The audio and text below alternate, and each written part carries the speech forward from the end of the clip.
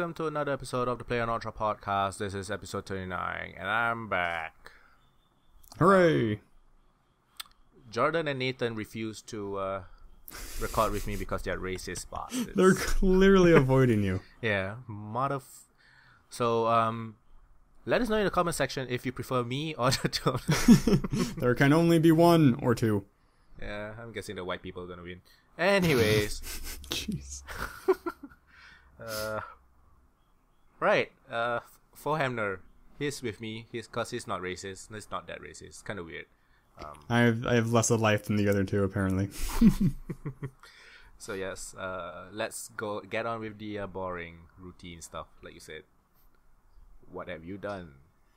Because I have like 3-4 weeks to say, I guess. Right, you do. The past week, what did I do? Monochroma finished up. I believe the finale went up today of this recording.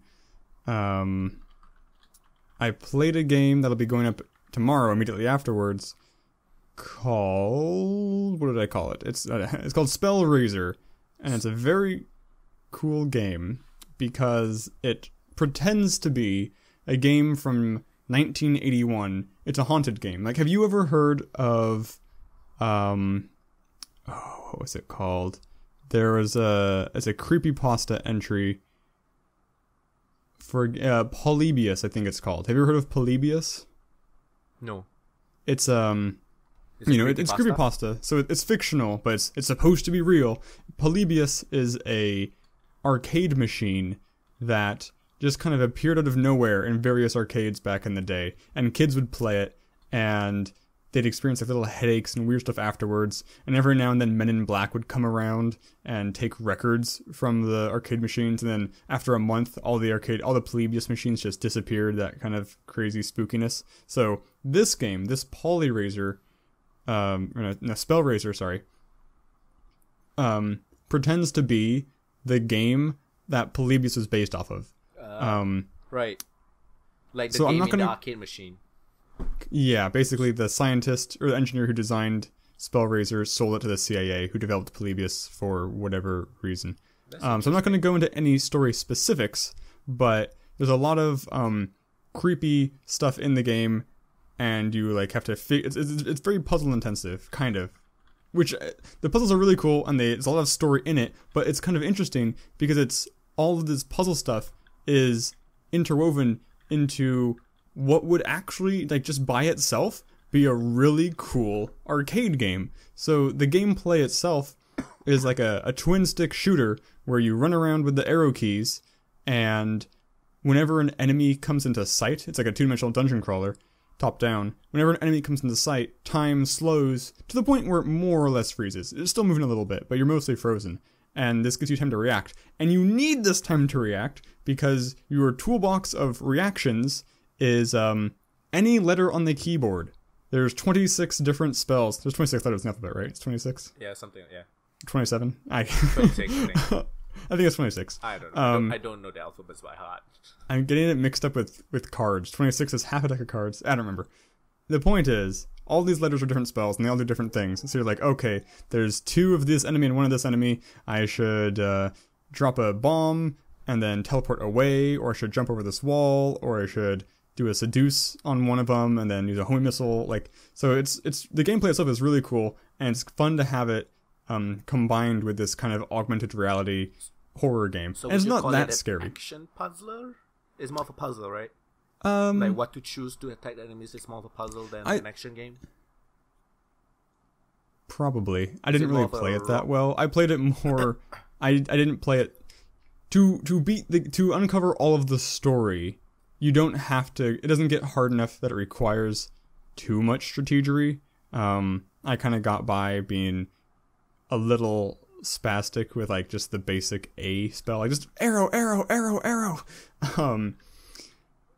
But there is a high score system. I thought it was going to be something like the rock, paper, scissors kind of thing. No, I mean maybe there is. But like I said, I didn't play it to a high enough level because it's a dungeon crawler. I didn't get deep enough where too many tactics were required. I was playing it purely to uncover like what happened, like what, because like you're uncovering like little journal entries and stuff like, oh man, he's going crazy as he designs this game, and something's happening. Here's a clue. I should do this next, kind of thing. Because there's a console type system in the game, and that's how you solve puzzles. Like, I uncovered this word, I type this word into the game, brings up a bunch of text that can give me some more clues, etc. So yeah, that's really good. That's coming up tomorrow. I'm really happy about that. Is it early access or is it? It's on Steam Greenlight, so it's just a demo. Right. It's just a demo. So and technically, it's the same thing as early access. I don't know how to differentiate between it.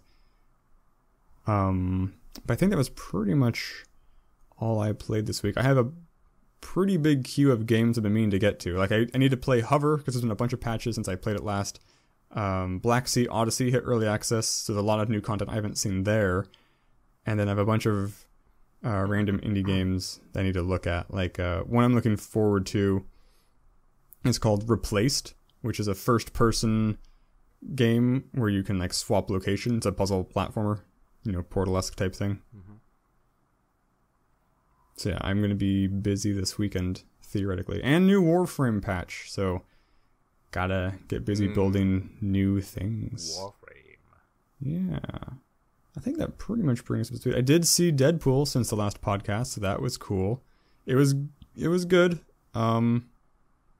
It wasn't like, so the hallmark for a good comedy movie like Kung Fu Hustle is that I will watch it again and again and again and again. I will unlikely do that with Deadpool. I don't know that I'll actually ever see it a second time. It's good, it's great, but it wasn't good enough that I'd say it a second time. Unlike a comic book, which I read more than once. Be watched multiple times. That's true. I guess stuff is great. Yeah, I mean, for a comedy to be like, repetition is like both, like, so like repetition can be the death of comedy. Like, so in callbacks are funny. So when you repeat something, it can be funny, but once the funny has happened, doing it more or seeing it again isn't gonna generally. It's not going to keep being funny. So they repeat a lot of like... No. I'm just saying if I saw the movie a second time... okay. The jokes were good once. Got it. It's those kind of jokes. The action sequences are good. The soundtrack was amazing. I actually want the composer for the movie. He has a YouTube channel. And I watched a video he did about making the soundtrack for Deadpool. And he used a lot of 80s inspired sounds. And so he was talking about how he acquired... this exact same model of synthesizer that was used in a Michael Jackson song, because the main like action riff, the track is called Extreme Effort, Maximum Effort. The main has like this weird like Michael Jackson like bong sounds in it from is it from Eat It? The intro to, I think it's Eat It, or is it Bad? One of the two. But it sounded really, really cool. So very good sound effects. I mean, all around it's a good movie. I did. I think like the better version. I don't know why all these are very. There's like a conspiracy in the music world to rip off Weird Al songs. I don't know who started it, but all these different artists just keep ripping off Weird Al songs, and I don't appreciate it because they're not as good. They're never as good. What do you mean by that? I mean, Weird Al makes some great music, and these other artists come along and they change the lyrics, but they don't change the music, and it's just not as good or funny. I don't understand. Oh. I didn't know that people are doing that. I'm making a joke. Oh, okay. Because that's what Weird Al does, and I'm pretending he's the OC. Right, the OC. Okay, got it. I see this Tom Holkenborg, the guy that did Deadpool, the music. He also did Mad Max Fury Road. Oh, good on him. That's a also good soundtrack. He's better known as Junkie XL. Okay. Mad Max reminds me, it won a lot of Golden Globes. Something else that I just learned today won a Golden Globe was My Ex-Girlfriend, which is a show that I've been meaning to watch because it was created by and stars Rachel Bloom, who is a very, very funny lady. Yeah. I mean, she's like she does YouTube sketch comedian type thing, musical. Yeah, she won a Golden Globe for her show. So I still intend to watch it. She won Golden Globe for some part of it. Yes. Oh, this guy is pretty big. Chronicles of Riddick. I feel like composers. I think he likes video games because he's done a lot of video game stuff. That could be. I feel like composers are one of those kinds of people who your name really, really matters. You know, that's like Hans you Zimmer. did the good song, like Hans Zimmer, Ennio Morricone, that kind of thing. Star Wars. The Star Wars guy, whatever his name is. He co-composed with Hans Zimmer for Amazing Spider-Man 2, and the composer team was nicknamed the Magnificent Six. That's funny. Why? Because the Sinister Six. Got it. Yeah. That's awesome. Magnificent Seven meets And Sinister he's also gonna Six. co-compose with Hans Zimmer for Batman vs Superman. Now that movie is I didn't watch Deadpool. I didn't feel compelled to go and watch Deadpool in the cinemas when it came out straight away. Not saying it's a bad movie. It's just I do like the character. I don't have much experience with it, but I don't know. I just didn't feel like it's a must watch on the first week kind of movie. You know what I mean? I agree. I mean, I didn't see it till 3 weeks later. Now Batman vs Superman. That one I'm gonna watch first week. I actually saw something interesting. I haven't watched any of the Batman vs Superman trailers yet, and I saw somebody. It's like a post. I couldn't tell. It seemed like the person who made the post was upset, like they were complaining. They're like, "I've seen these moves somewhere before," and it was like they put like a GIF of a scene, I'm presumably from the trailer, of Batman beating people up, and then it'd be a GIF of Batman from an Arkham game beating people up. And it looked very similar. And to me, that's friggin' awesome. Yes. Because the Arkham action sequences are the best Batman action sequences of all time. Why are people complaining? Maybe I misinterpreted it. Maybe he wasn't complaining. Why are they but that's- using the good stuff? Why? We want shitty yeah, movies. like, I want him to be... Can you don't be a retard? Like, if this was... I want Batman to be such that if it was real life, he would be murdering people. Oh, yeah. I like it that violent. What's the latest game? Batman Arkham... What? Origins? The latest one, the one that has a lot of problems. On Arkham PC. Knight. Arkham Knight. His car does not kill people, right? It electrocutes Right. them, right? It has like a friggin' Jules Vernian field around it. It's like a you're hitting big them ass- at full speed, And it's and a they go knockdown flying. with a stun kind of thing, right? Yeah, it just knocks them unconscious. It's a sleep field. It puts him to sleep. Safety sleepy. Are there civilians on the road for you to do that with? All the time, yeah. That's really dumb.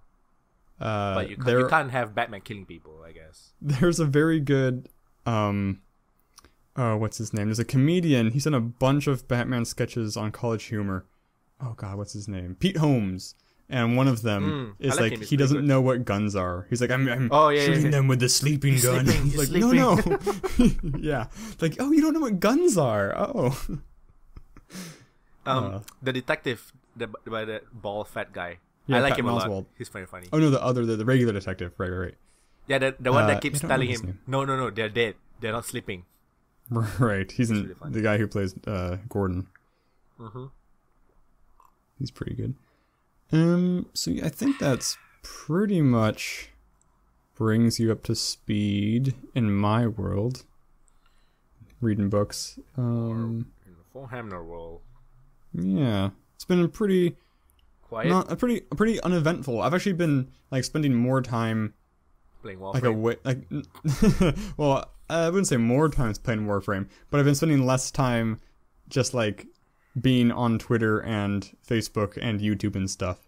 Like I've just been paying less attention to it because I don't know, it's nice not to worry about things so much. Yeah, that's why I haven't been churning out much videos. The last video I think 2 weeks ago. But they're Life is building Strange, up. Chapter 3. I need to record. I feel very bad So, yeah. though. For not doing Yeah, I know what you mean. I just don't feel so, yeah. compelled to do anything though. I just feel very. Yeah, it's I don't want to use the word creative because I don't feel like what we're doing sometimes is all that creative. Not to say that I don't know. YouTube is very weird, but I just don't feel compelled to do anything for YouTube for some reason. It's yeah, I mean that's kind of why Spellraiser was so nice, because like a lot of the times when I record an LP, a blind LP, like I don't play the game beforehand, I'm like, okay, let's do this. And it's like the game that just Monochroma, which just finished up. I'm like, okay, let's do this, and the game turns out to be pretty underwhelming. Right. So I finished the recording session. I'm just tired. I'm like, oh, okay, that's That's done. Like it did fine. Like it felt funny and entertaining and whatever, but I'm drained at the end of it. But Spellraiser, which is a good game that I'm excited about, that I want to tell people, hey, you should go out and play this game. I finished the recording session and I'm like pumped. I'm like, oh man, I need to find a new game to record now, like, because it's like it's like a adrenaline high almost. Nice. It's called Spellraiser, like spell. Spellrazor. I've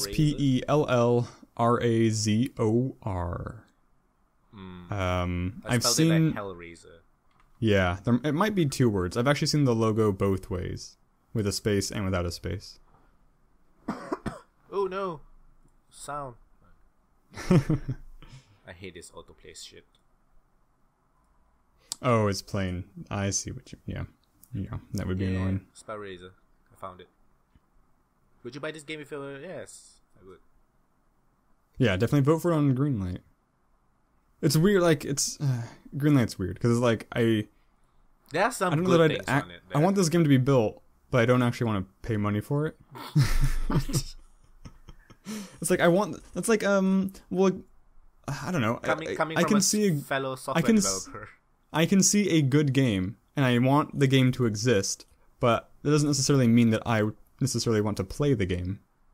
You'll be okay if they release it for $10 and give you like a 70% off thing. You buy it for $3. I'm guessing. Yeah, I can lose $3.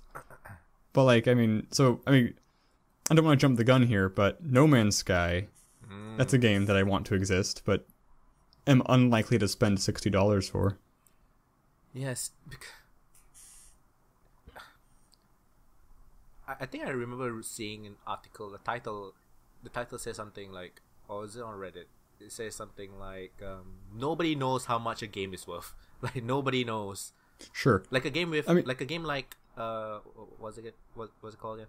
No Man's Sky. No Man's Sky. So you look at the game and you would think it is a $60 game. It's really big. It's really pretty. It's for the consoles as well, for the PS4 and the PC. Took a long time to make. But then they tell you what game is it. It is a survival crafting game, more or less, exploration survival crafting. And then you see other games that does the same thing, maybe not on the same scale, and they ask for like half. Yeah, $30 is probably the most expensive one you can get, which is like Survival Evolved, and it's considered pretty good. And we're not like I like to point out, we're not saying that it's not worth the cost of No Man's Sky is outrageous. Like, I'm sure the cost is justified, but to me as a consumer, the enjoyment I would get versus the cheaper enjoyment I would get doesn't justify the extra cost discrepancies. Like, I could get more or less just as much enjoyment from cheaper game. Yeah, I'm not sure how many people would jump the gun though, because the hype from a positive thing has become very high. Sort of a negative thing. A lot of people are very careful now because it's so hyped up, right? Oh, for No Man's Sky specifically, or just in general? No Man's Sky. Okay. So that's good. After saying like the price, wouldn't a lot of people be put off by it? Like $60. That's AAA territory right there. That's like Destiny. Absolutely. That's Division, and unfairly, in a very unfair manner, $60 is usually for AAA games.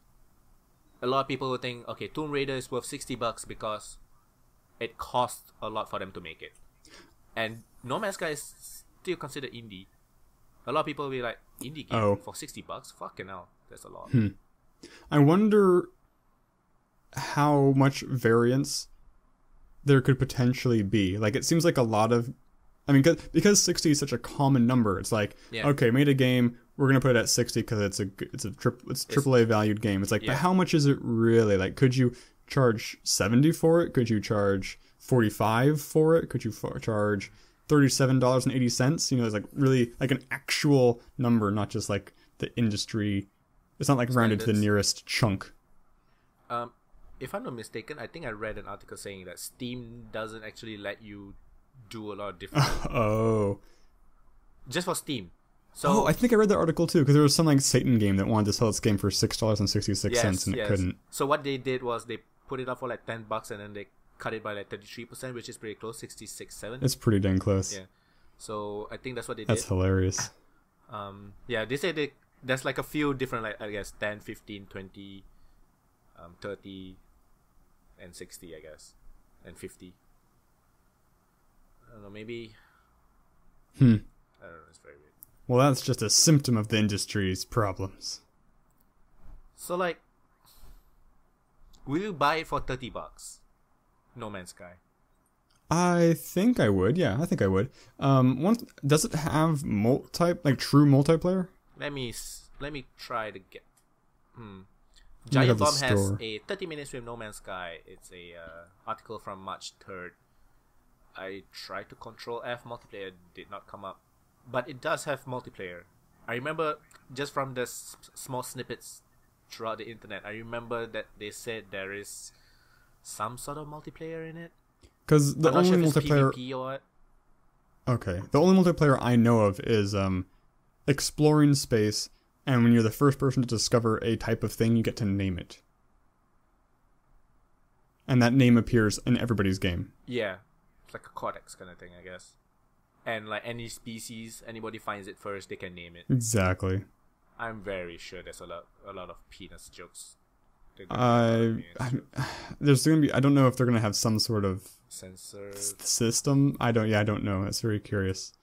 I don't want my game to be filled with penis names. I just right. I don't want that. I mean, that's another. That kind of turns me away. Honestly, like. It's pressuring me to play it really, really fast and make it a race. And the kind of, like, if it wasn't for that, it seems like a very zen game. Like, you're exploring this cool alien world, like, oh, what's over that hill? But it's like, no, I can't look over the hill. I gotta build my spaceship and get to the aliens. Otherwise, they're gonna be named Penis Head. Like, I gotta stop it. I'm fighting the good fight. No time for fun. That's me. I'm not saying that's everybody, but that's the onus put upon me by that mechanic. So you can pre-purchase No Man's Sky right now. So what you'll get in the pre-order is Horizon Omega. It's a ship. It's just a ship. It has upgraded hyperdrives and increased firepower. Basically, that's all. That's all you get for pre-orders. Oh, so there is action, right? I'd forgotten about that. What? That was a cool trailer where it's like, oh, hey, I'm on the cool planet. There's like a stegosaur. There's like a dinosaur in front of me. And then you fly into space and it's like dogfight time. Yeah, that but was cool who do looking. you fight? Do you fight NPCs? It's a very good question. A very good question. And that'll be a reason to wait and not pre-order to figure out, to get these questions answered. Yeah. Although they're probably answered already if we do some more research online. But when is the actual release date? There are NPCs to interact with, like dialogue trees and shit. Yeah, I'm sure that's true. If No Man's Sky was a proper MMO, like just like a straight up MMO, something like Star Citizen, you mean? Yeah, I would pay $60 for it. Right. Okay. Like I can log in, my friend's in space with the planet, I can fly next to his ship. Yeah, that'd be $60 to me. I don't know how to feel with the word survive in a game nowadays. Yeah, does that mean it's roguey? Does that mean I have a life meter? Does that mean I have to drink water every 5 minutes? Exactly. Do I have to hunt penis head to survive? I need to eat penis head? Because that's another thing as well with exploration. Like I really, really like the idea of having to plan an expedition and gather the supplies and getting all ready. Like, okay, I got check. Okay, let's voyage onward and see what's over the horizon. I like that, but it does also provide an element of stress to the Zen experience of the wonder of exploring kind of thing. And it how does Dark Souls do multiplayer? So Dark Souls, I can invade other people's world, right? Yes. I'm not sure where that's hosted. I don't want that in my game. That's definitely, yeah, I never interact with the so basically in Dark Souls there's usually like kind of a way to back out of the PvP. It usually has some sort of penalty, like lower health or something like that. But you can just unplug your Ethernet cord if you wanted to, but I don't do that because you can put like marks on the ground to communicate, and those are always really fun. I like that system a lot. And there's co-op, which is also fun, but getting invaded is yeah. I wonder if No Man's Sky has co-op. I think it would be pretty fun. Like invite somebody to your universe, I guess. But isn't it everybody's universe is shared? I don't understand. Like if I found this planet and if I name it, and you see it and it sees the name that I put in, then is it a shared world? And is the universe static, or is it completely randomly, procedurally generated for each player? Or is it randomly? I guess it couldn't be completely random, because there has to be same species. I don't know. I don't know. There's even like a wanted level, like in Grand Theft Auto, if you violate space law. Because there's like RoboCops. Oh, that's cool. Yeah. If it has RPG elements, that'd be cool as well. Like a skill tree? I mean, it has crafting. Yeah, some sort of skill. Not even a tree, so just like skill points. Yeah, I would like RPG. Any game that puts in RPG elements makes it more worthwhile to me. It makes me play it longer. Yeah. I can't say for a fact that it makes the game better, but I will play it for longer. Oh yeah, because it gives a very clear... That kind of system makes it very clear that you're progressing. So it's nice. Yeah. It's that little drip feed of achievement. Yeah. Unlike action games where it's like, no, you get better. I don't care. I don't care. Yeah, it gives you the option of making the game easier for yourself. Yeah. $60. It's a lot of bucks. Right. But it looks so pretty though. Yeah, I do quite like the style. So red. Everything's so red. Yeah, I don't know why, but I like it. Why red? Huh. Now when I think No Man's Sky, the first thing I think of is like the red trees and the red ground and everything. Like the red sky. Yeah. Super saturated colors. Yes. I like that though. And also some weird colors. But yeah. Sorry, what I asked you this before, I can't remember if you answered or not. When is the actual release date? 3 months from now, June 25th. Oh, not even soon at all, okay. 3.5 months. 3 months, 2 weeks, 5 days, 15 hours. That's what it says here on my Steam. So we got plenty of time to decide. Oh yeah. It's not like there's not like there's any pre-order bonuses we're gonna miss out on, because there aren't any. It's just a freaking ship. Really. Yeah. It's just a ship with an upgraded hyperdrive and increased firepower. That's pay to win. Oh my god, this game is pay to win. No, that's not supposed to. I wonder. Oh, I forgot what I was gonna say. Dang it! Pre-order bonuses. Oh man, I don't know what I was gonna say at all. It's 3 months away, so you really shouldn't be pre-ordering it right now. Probably not. Maybe there'll be more information coming up before the ship too. Like having a pre-order kind of like vanity-ish item. Like so, the problem with a pre-order item is it's gonna fall into 2 categories, maybe 2.5 categories. The first one is it's a vanity item, which is fine if there's an online component and you can show people. Because if it's just vanity for yourself, that I don't know. That's I guess vanity for yourself's okay. I do like it's that. Not. I wouldn't pay for it though. Like I'd like to be able to customize my look, but it's not like, oh geez, my whole game's experience is ruined because I don't have the right shape hat. I guess I'm totally opposite. I don't know. Because I don't really play that many multiplayer games, and any customization usually I just do it for myself. Yeah, but I don't like I do spend a lot of time customizing my look for me, but I don't have to spend extra money or pre-order something to finish it. I will go with the default pack of things. I haven't played The Sims, but like I wouldn't spend money for a like cowboy outfit, for example. But the other categories an item can fall into is if it's a useful item, it'll have some level of usefulness, and if it's good and worthwhile, then it will be the best item in the game, at which point you've cut off that all the rest of the things of that sort in the game. There's no reason to have them anymore to even touch that system because you currently have the best item in the game.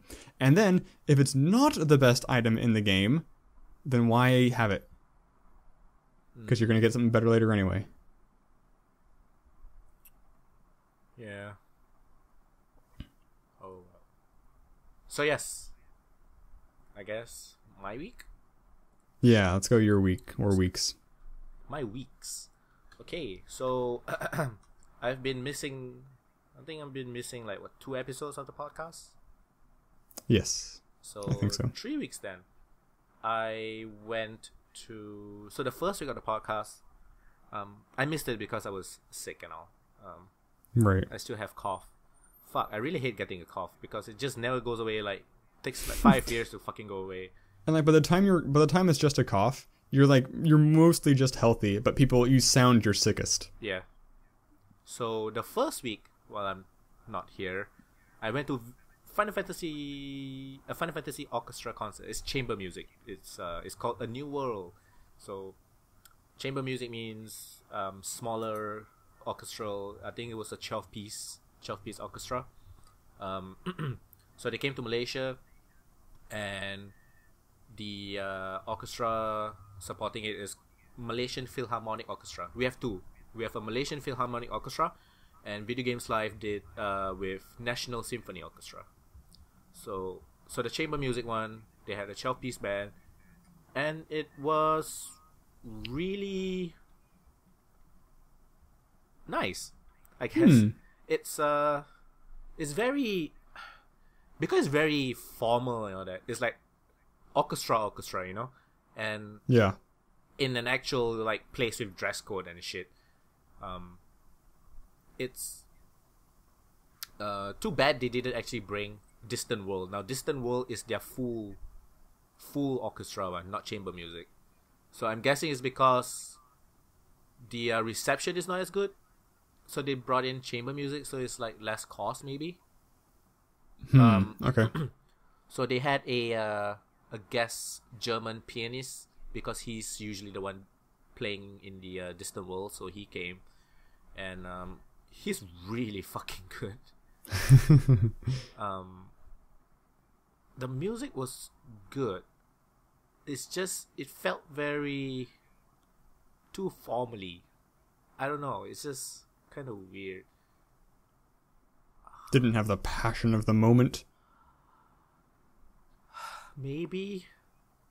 I don't know how to feel. Like, I enjoyed it. I liked it.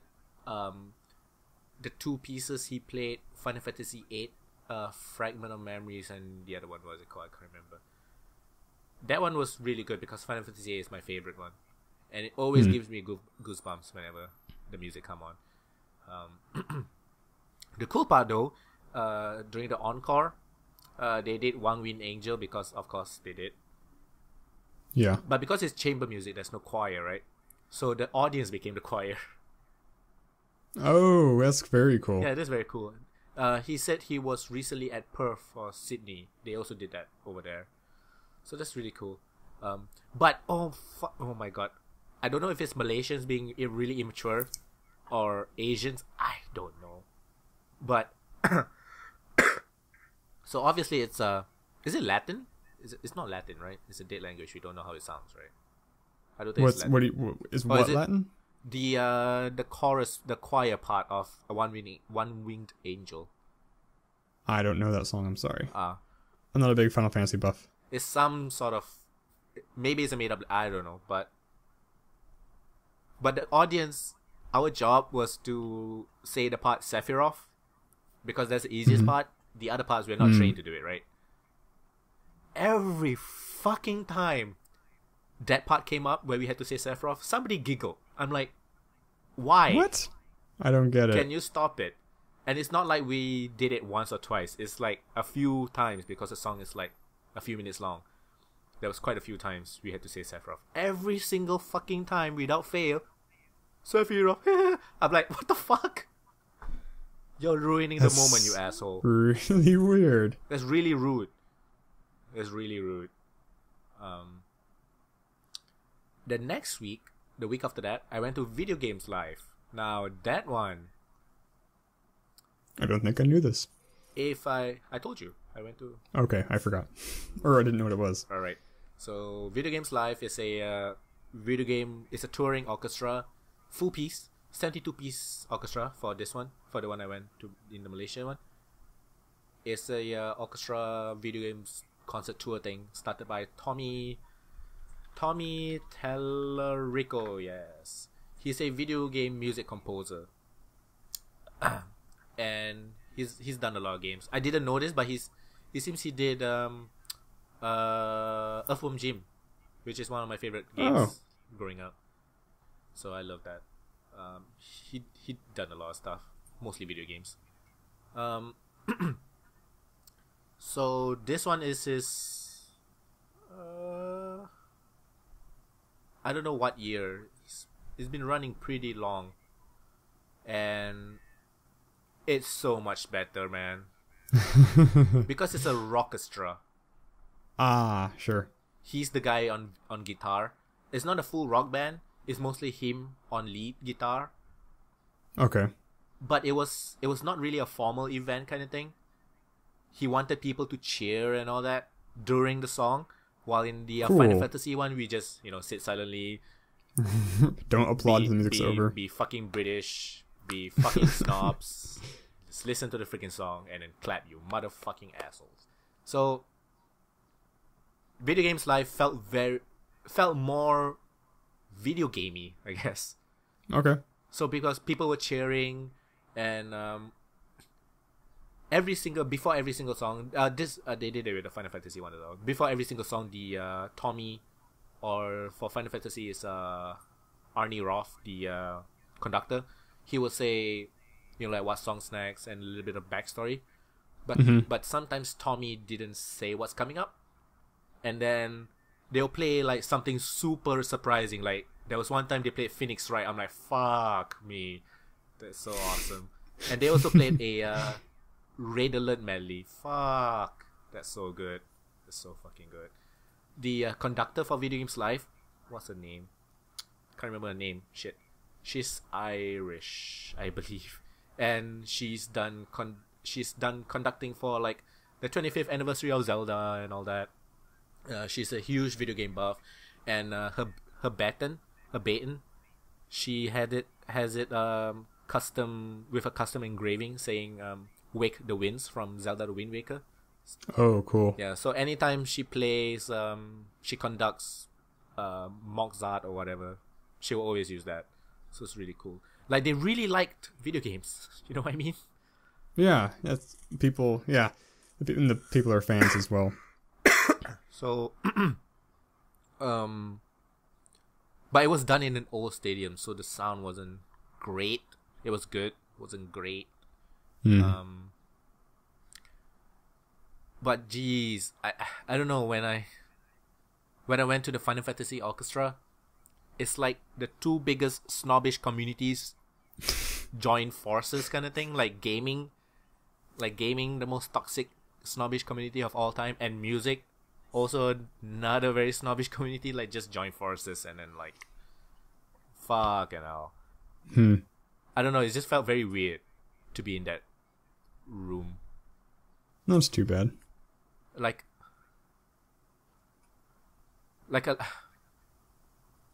I don't know how to explain how I felt, but I certainly love Video Games Live.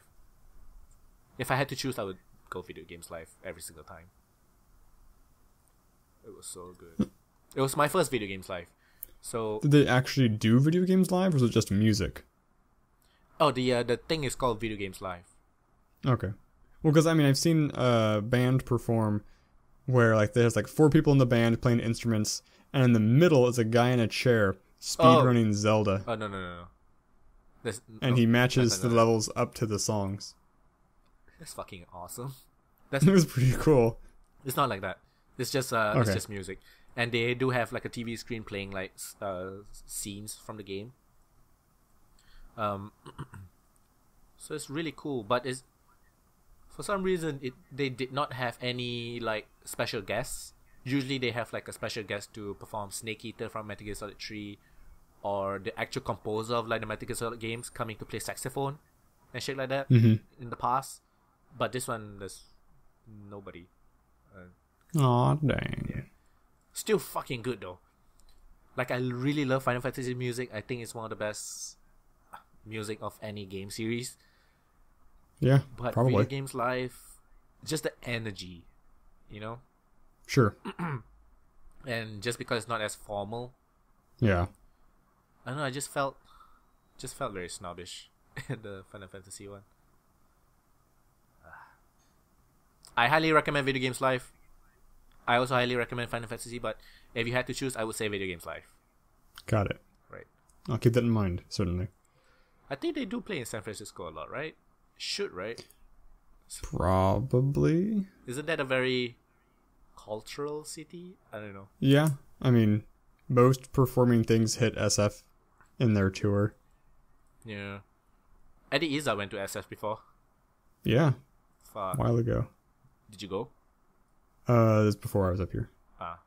When I was in LA, I got to see Tim Minchin, which is really cool. I don't know. He's who not that video is. game related at all. He's a Australian musical comedian skeptic. That's a lot of words. 3 whole words. Okay. What else did I do? I finished Transformers Devastation. Took me a whole 4 hours. Jeez. So dumb. At least it doesn't get old, I guess, in that time, hopefully. It didn't. That's why I wanted more of it. Leave them wanting more. I mean, it's a freaking cliffhanger ending. Fucking hell. Oh, dang it. Like, I'm not playing it for the story, obviously, because it's like cheesy as hell. But Sure. I still think Platinum Games, the best games they've made is Bayonetta and like Okami. It's not even close. All this licensed one felt just very not Platinum. I don't know if it makes sense. In what way? Like, the action is still there, but it's like not as over the top, and I felt it's very controlled, like very not as over the top as I would like it to be. But the fighting is so good. I see what you mean. You didn't go to space. Ooh, the last fight we did, but that's it. Okay. But just the last one, I see. Yeah, but it's basically like arena fight, go here, arena fight, go here, arena fight. The levels are like, if you can unlock what do you call that, art for the environments, there's probably 2 maybe. Oh, like concept art type stuff? Yeah, there's like 2, maybe 3. Fuck, it's so limited. It's a really good game, but it's certainly not $50, man. It's not $50. $25 maybe. $30 maybe. It's not $50. Okay. Huh. It was 50% off recently. I don't know, it's just very kind of disappointing, and I really hated the music because it's some remix electronic bullshit. Like, just play the 86 movie music. I'm good with that. So I tend to turn on the 86 music when I'm playing. That's cool. So yeah, the voices are back. Starscream was done very well. Megatron and Optimus Prime, I don't have to say it, that's always good. Isn't Optimus Prime the voice in XCOM too? Is he? I think he is. As a soldier? Not Megatron. I mean, Optimus Prime? Optimus Prime, I think, is like no, not a soldier, like General? whatever, like directive force you have that tells you like that mission was a terrible failure. You suck at XCOM 2. Nice. Get out of here. Peter Cullen, that's his name. Yes, Peter Cullen. Okay. I'm sure he does a lot of stuff. He has a fucking amazing voice. He's Canadian. Did not know that. I didn't know that either. He is also Eeyore from Winnie the Pooh. That's awesome. Yeah. My favorite character. So old, man. And I'm pretty sure he came back to do this game. Yep, he did. He probably wasn't the original Eeyore. That seems unlikely. Why? Original Eeyore was like... What's the How first old thing? is this guy? 74. This guy's... I guess he could be then. I guess he I'm could pretty be. sure he's the original Eeyore. Did Winnie the Pooh started off as a movie or TV show or what? I think it was a book. It was a book.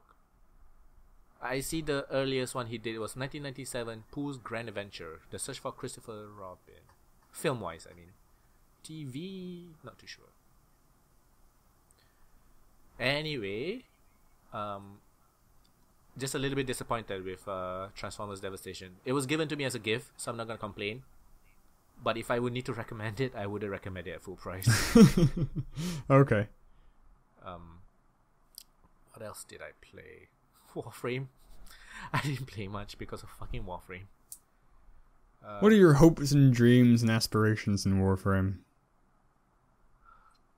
To get all the Warframes. Yeah. To get more Forma. But right now I'm more focusing on the gear. Because a Warframe can only give you so much, right? Yeah. Or maybe not gear. More like the mods to make the gear better. Okay.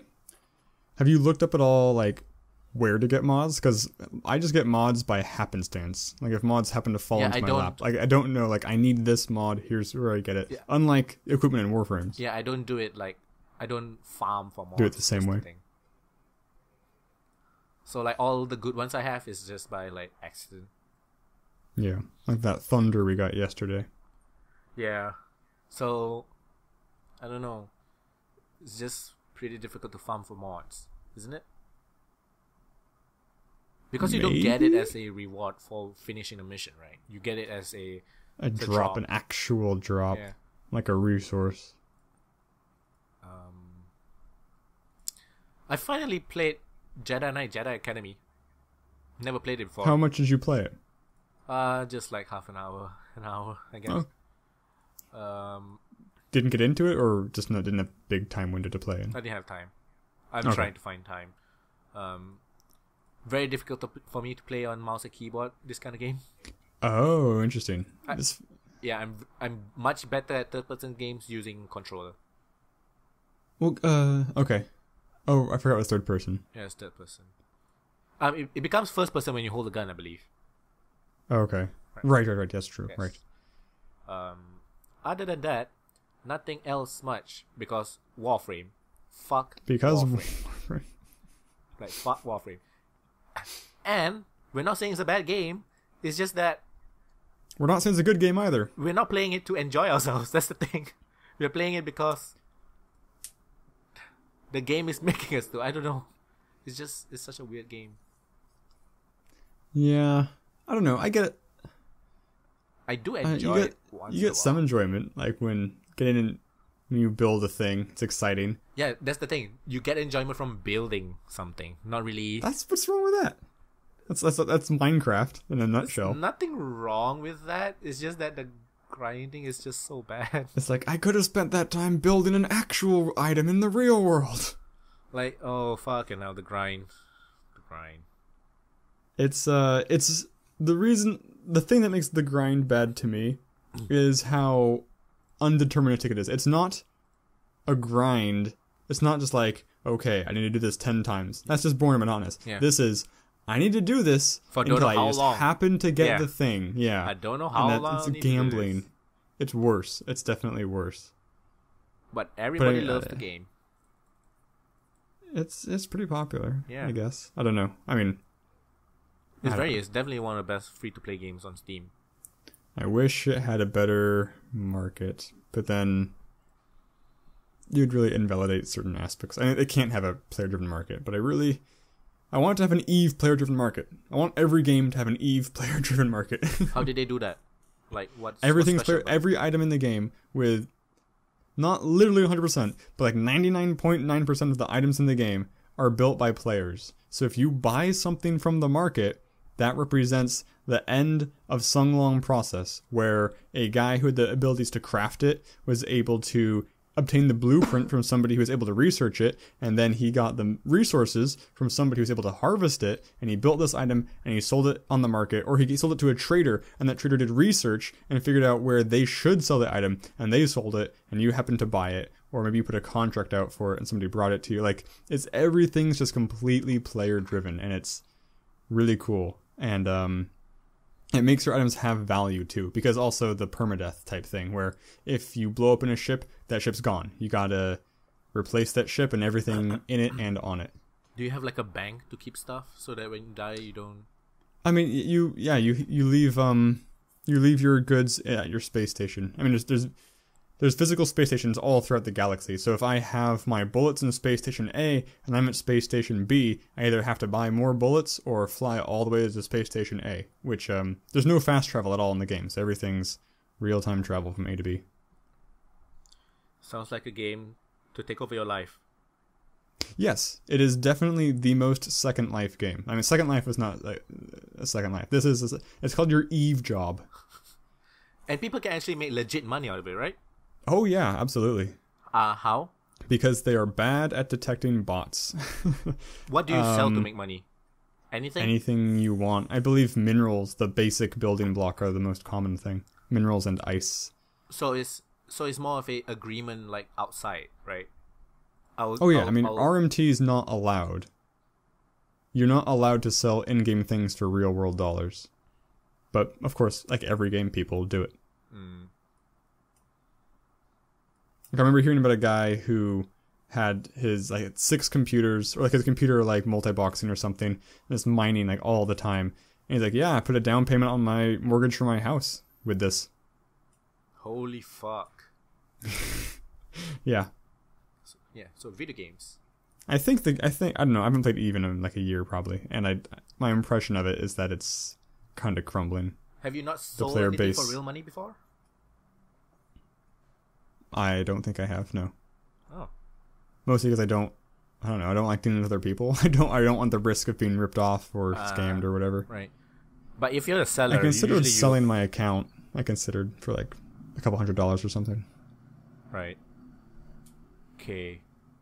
So you want to go into news? News? Yeah, let's do it.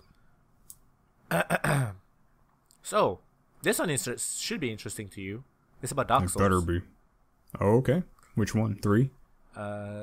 It has something to do with Dark Souls 3. Okay. It's a game developed by GameStop and Bandai Namco. GameStop, the retailer. Okay. So they made a mobile game called Slashy Souls. Oh god, I saw this and I didn't know that it was an official thing. I thought it was some stupid fan thing. Oh, it hurts that it's a real thing. Yep. No. They just did it to increase exposure so that people pre-order Dark Souls 3 pretty much. It's just an infinite runner, and with one button you slash things. That's it. That's all. Yep. That's all it is. Yeah, it's the Dark Souls experience. It's all about timing. God dang it. Even the screen, Slashy Souls, presented by GameStop. That's annoying. The fact that it's by GameStop is pretty delicious. It's yep, way to really. There's also sell your brand. So the starting screen is Slashy Souls play. At the bottom is settings leaderboard. At the top is pre-order Dark Souls 3 at GameStop. Man. And I've read some Reddit comments about this. I wonder how much it costs to make that game. I don't know. $20? I read a lot of Reddit comments about this game. A lot of issues with it. Unresponsive controls, crashes. Maybe only $5. Maybe. So yes, that is Slashy Souls. Are you gonna get it? Oh yeah, downloading it right now. Right, you gotta do an LP of it. I can't wait for Dark Souls 3. Good thing Slashy Souls is here to fill that void. Yeah. Okay. How terrible would it be if there was some tie-in? You could link your accounts. It's if you do this in Slashy Souls, you get this in Dark Souls. That would be the worst. Oh. Stuff like that is so tie-in let's say I'm playing an MMO and there's an app for my phone. And I can use that app to, it'll ping if I'm near a place to dig. Just name something completely random. Stuff like that, to me, is really, really cool, and I want no part of it. It's just, no. I'm at my computer. I don't want to have to worry about bringing in anything else. Even my phone, which is with me. I don't want to worry about I don't want to move my hands from my keyboard, ideally. I really, really think the concept of extra stuff is cool. It's imaginative. It's new, but it's just annoying and a hassle most of the time. Yeah. So just a bunch of Nintendo Direct stuff. Some announcements, I guess. SNES games are coming to the new 3DS, the new one. Oh, cool. That's very That's cool. cool. There's a game called Kirby Planet Robobot. Yes, I saw That that was picture. so nice. Looks so nice. It looks really cool. Anything with a mecha is cool, I guess. So it's basically it's Kirby. If you don't know what Kirby, Kirby can swallow things and then get its powers. So that's what it does. Sort of like Mega Man, I guess. If you don't know who Kirby is, please leave a comment or send a message. I'm not going to mock you. I'm just curious if people exist who listen to this podcast and don't know who Kirby is. Not to belittle you. I'm sorry. I don't mean it rudely. I'm just really curious.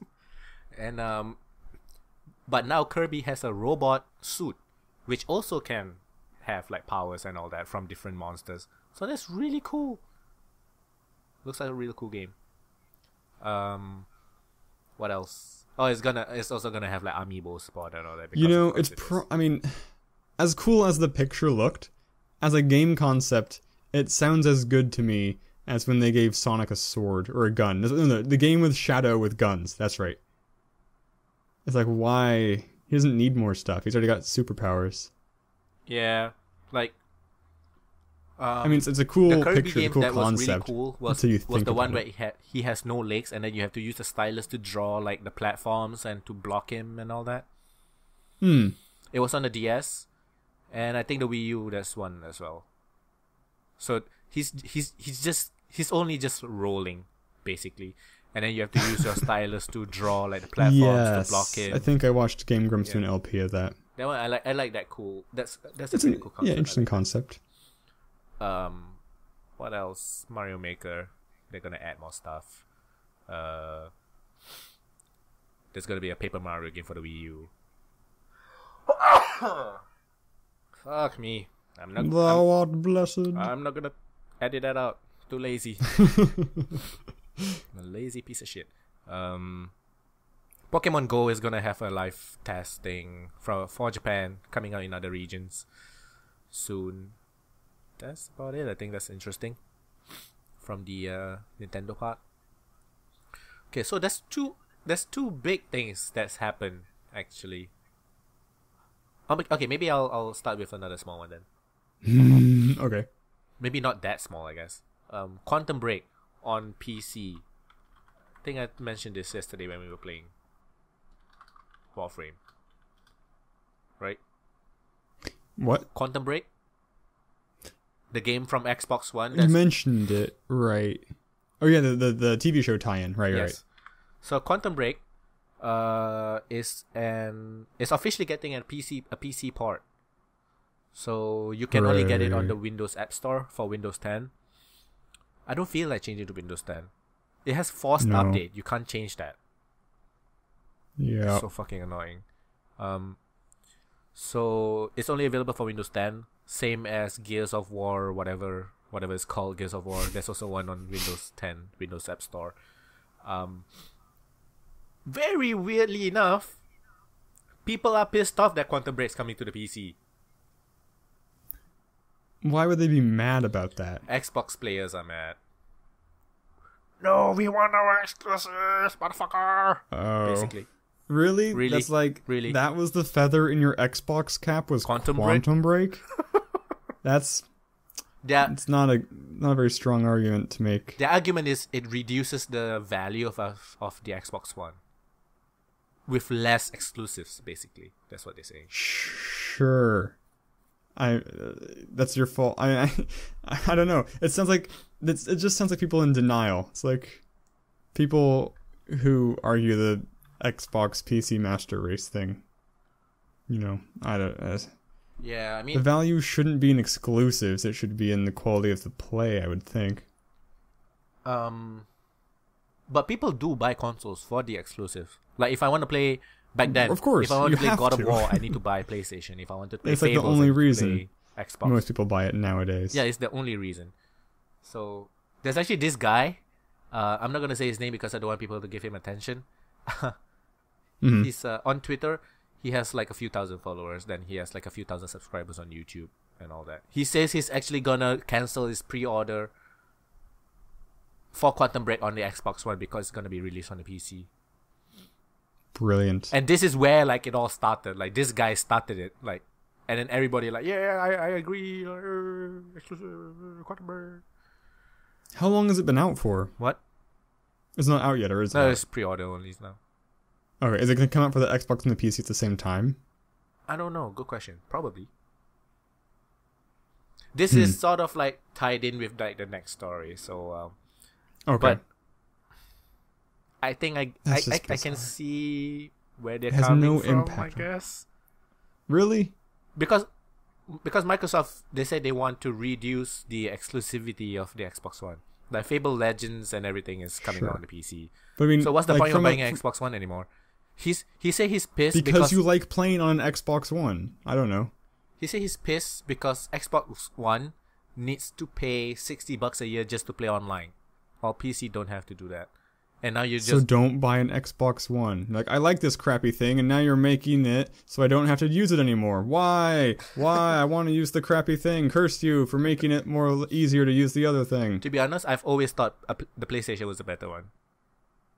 Because I felt it had better exclusives. I've owned neither, but if I was going to buy one, it'd probably be a PlayStation. Yeah, I just felt it has better exclusives, but I still haven't. Sure. I still haven't gotten one yet. Is because I have to pay to freaking get online features. No thanks. I don't want. Yeah, it's a pretty obnoxious feature. When you play games on the PC, not trying to be a master race here, is you get used to certain things. One, you get used to sales, and that's why we're also fucking like, oh my god, it's only 50% off. I want it 90% off. You know, that kind of fucking attitude, which is not actually good. If every single Xbox was also a developer box, I'd be more inclined to buy it. Because like one thing I like about PC is if I can develop games for the PC. Yes. You most probably won't, but you like that the option is there, right?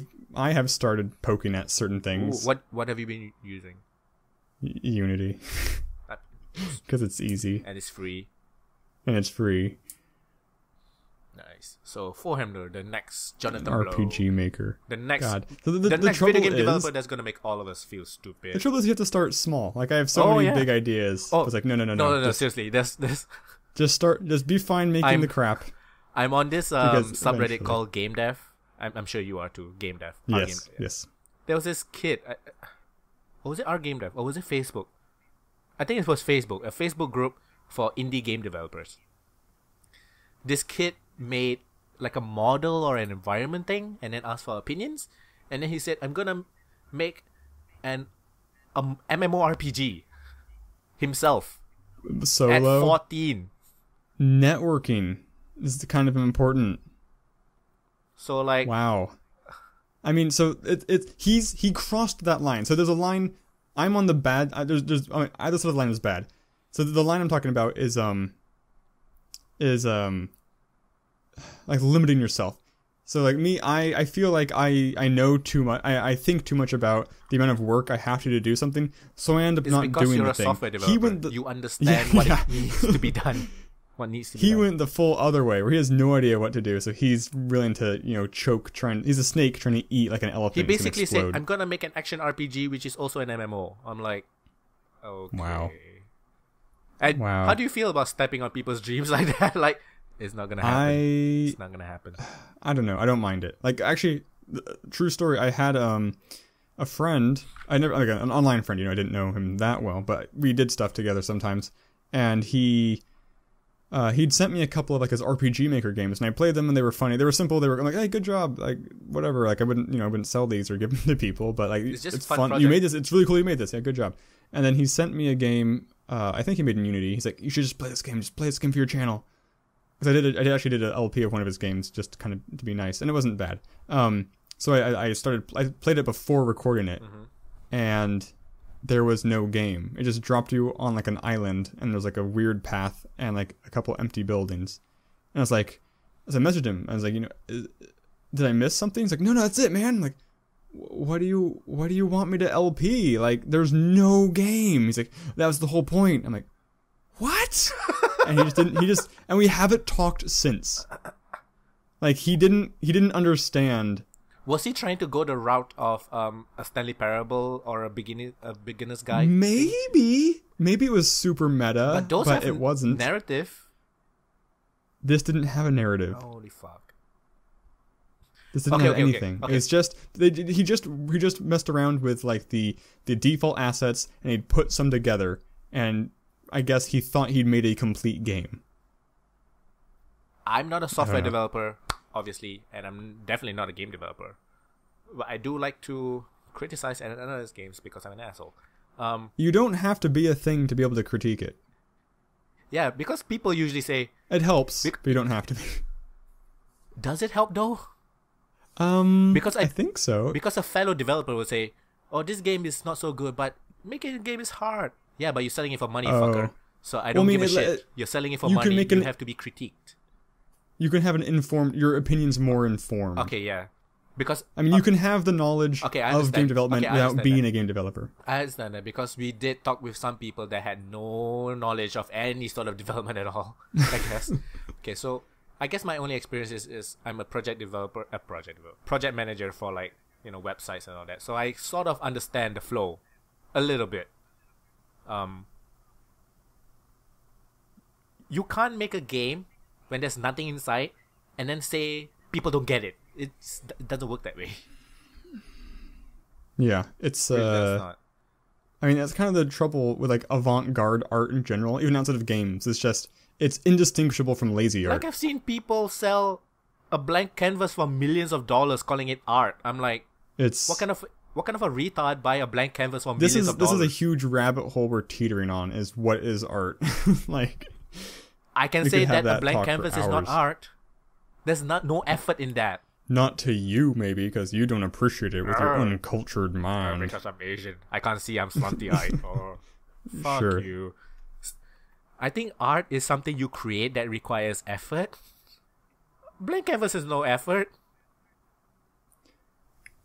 I've seen like French female artists putting shit up their vagina and then spitting back out. I guess that's art. I don't know. I've seen that. Yeah, I saw that. There's a video like a year or two ago of an art student in like New York City doing that. They're like reciting poetry while putting like SpaghettiOs up their vagina. How is that art? How? Did it shock you? Did it make you feel? It's like, not really. I felt pity, I guess, that this was your education. I felt like an idiot watching that. Felt like, yeah, I was like, why is the world producing this sort of thing? Like, how is that? I mean, I'm not saying everything has to be useful, but... it doesn't have to be useful, but... There's a point where my cynical mind says, you're not doing this as an artist, you're doing this as an attention whore. Which maybe it's what art is when you come down to it, but I think it's a form of expression. Oh, really, right? And you were unable to communicate to me what you were trying to express. When you look back at all the artists back then where they just did really, really fucking beautiful paintings. I understand that art can evolve, blah, blah, blah, but shoving up spaghetti up your vagina while reciting poetry is not art. It's yeah. I mean, it's almost like it's... I don't know. Lately, artists have been using more nudity just to get attention. It's like a thing to get attention. If I masturbate while reciting poetry, is that art? Because it's so hard to define art. It's very easy, quote unquote, to produce things and call them art. So, quote unquote, real artists. And the thing is, these creators. I'm doing the bunny rabbit quote. Yes, air quotes. Creators. They'll just say, "Oh, you don't get it, man. Oh, you don't get it, man. Oh, I get it because I'm smarter than you." Fuck yourself. Holy shit. I mean, so... Oh, did you see the one where... this one got pretty viral. It's a video of a woman, pretty nude. You don't get more nude than that, I guess. She shoved yarn up her vagina. And then she was knitting while the yarn was coming out of her vagina. That's awesome. That's actually really funny. Yeah, that is very funny. I'm not sure if I call it art, but it is funny. She is an artist. Sorry. That's what she calls herself. No, I did not see that. I mean, so a piece of so-called art can speak to certain individuals. You can identify with something and other people cannot identify with something. But I feel like it doesn't just because you identify with something doesn't necessarily make it art. Just because it made you like, I mean, there should be the line. Maybe there should be a line. I don't know. I don't know. I don't like making money off of art. Is just it's weird. I really envy them though. They really don't put any effort at all. Blank canvases. Seems like it. Shoving things up their genitals and. But they have to live with themselves. That's the true cost. So it's like, I hate it, especially when they do like super abstract stuff like shoving a spaghetti up their vagina and then calling it commentary on what women have to face in today's society kind of thing. Like, what? That doesn't make sense. Yeah. It's like they use something totally unrelated and then they say it's actually a commentary on like society or something. Like, totally. What the fuck? That's why the best art is satire, because you can't tell if it's satire or not. The best satire is that way. Shit. How the fuck did we come to what is art? I don't know. What were we talking about? We were talking Quantum Break on PC. People are pissed. About Quantum Break, yes. Yeah. People are pissed. And how people apparently like drowning. I don't know. It's like I'm drowning with the Xbox One tied around my neck, and you're making it easier for me to get this life preserver. Screw you. So Phil Spencer, the Xbox, the Microsoft guy for Xbox or whatever, the games guy, the CEO, he actually replied to that guy on Twitter. So we are making the game available to more people, and that's why you're canceling your pre-order. That's why he said. It doesn't affect him at all. That's the problem. I don't know. It's like they're selling ice cream to people in the next city over. Screw ice cream! I'm never eating ice cream again. It doesn't affect his experience at all. Yeah. I guess the biggest problem is, why are you pre-ordering a game? The only reason I could understand, I wouldn't agree, but maybe the reason I could only understand if he was mad is if he had bought an Xbox just to play Quantum Break. Like, he'd heard Quantum Break was an Xbox exclusive, and it's like, I'm gonna buy this Xbox, and it's been sitting in his closet until the right day. It's like, it's coming out for PC now. I wasted all that money. Ah! What? The funny thing is, yeah, Microsoft never said Quantum Break is for the Xbox only. Never said that. Okay. Anytime they talked about Quantum Break, they never said it's an exclusive. Never. Not once. So yeah. Well, I'm sure he didn't do that either. My cynical mind says he's doing it for attention. And he's got attention, so it worked. Yeah, he's won. He's won. Phil Spencer replied to him, for fuck's sakes. God dang it, Phil Spencer. Don't enable him. Ball Don't empower him. Wait, is he the ball guy? He's the ball guy, right? I don't know. Am I thinking of another ball guy? He's the ball guy. He's not the ball guy. Who's the ball guy? Adam Sessler? There's a lot of ball guys. Former PlayStation CEO. Is it PlayStation? Oh. No, it's not Ken Kutaro. You told me Xbox. I don't know. I don't know. Anyways, another cool thing about the Xbox One, I think they're planning to make it into like a PC where you can upgrade its parts. That's interesting.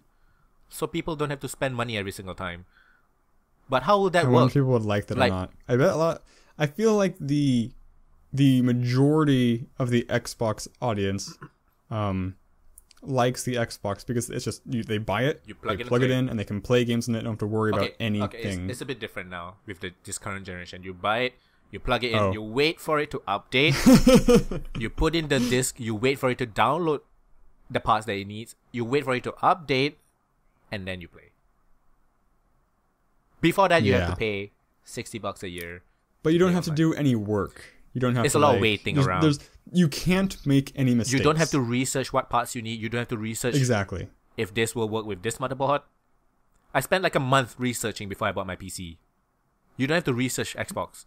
You're like, I want the white color or the black one. So which exclusive game I want with it? I don't know if enough people will appreciate the extra bits thing. I think it's interesting, but I don't think consoles should be that way because it might segregate their audience.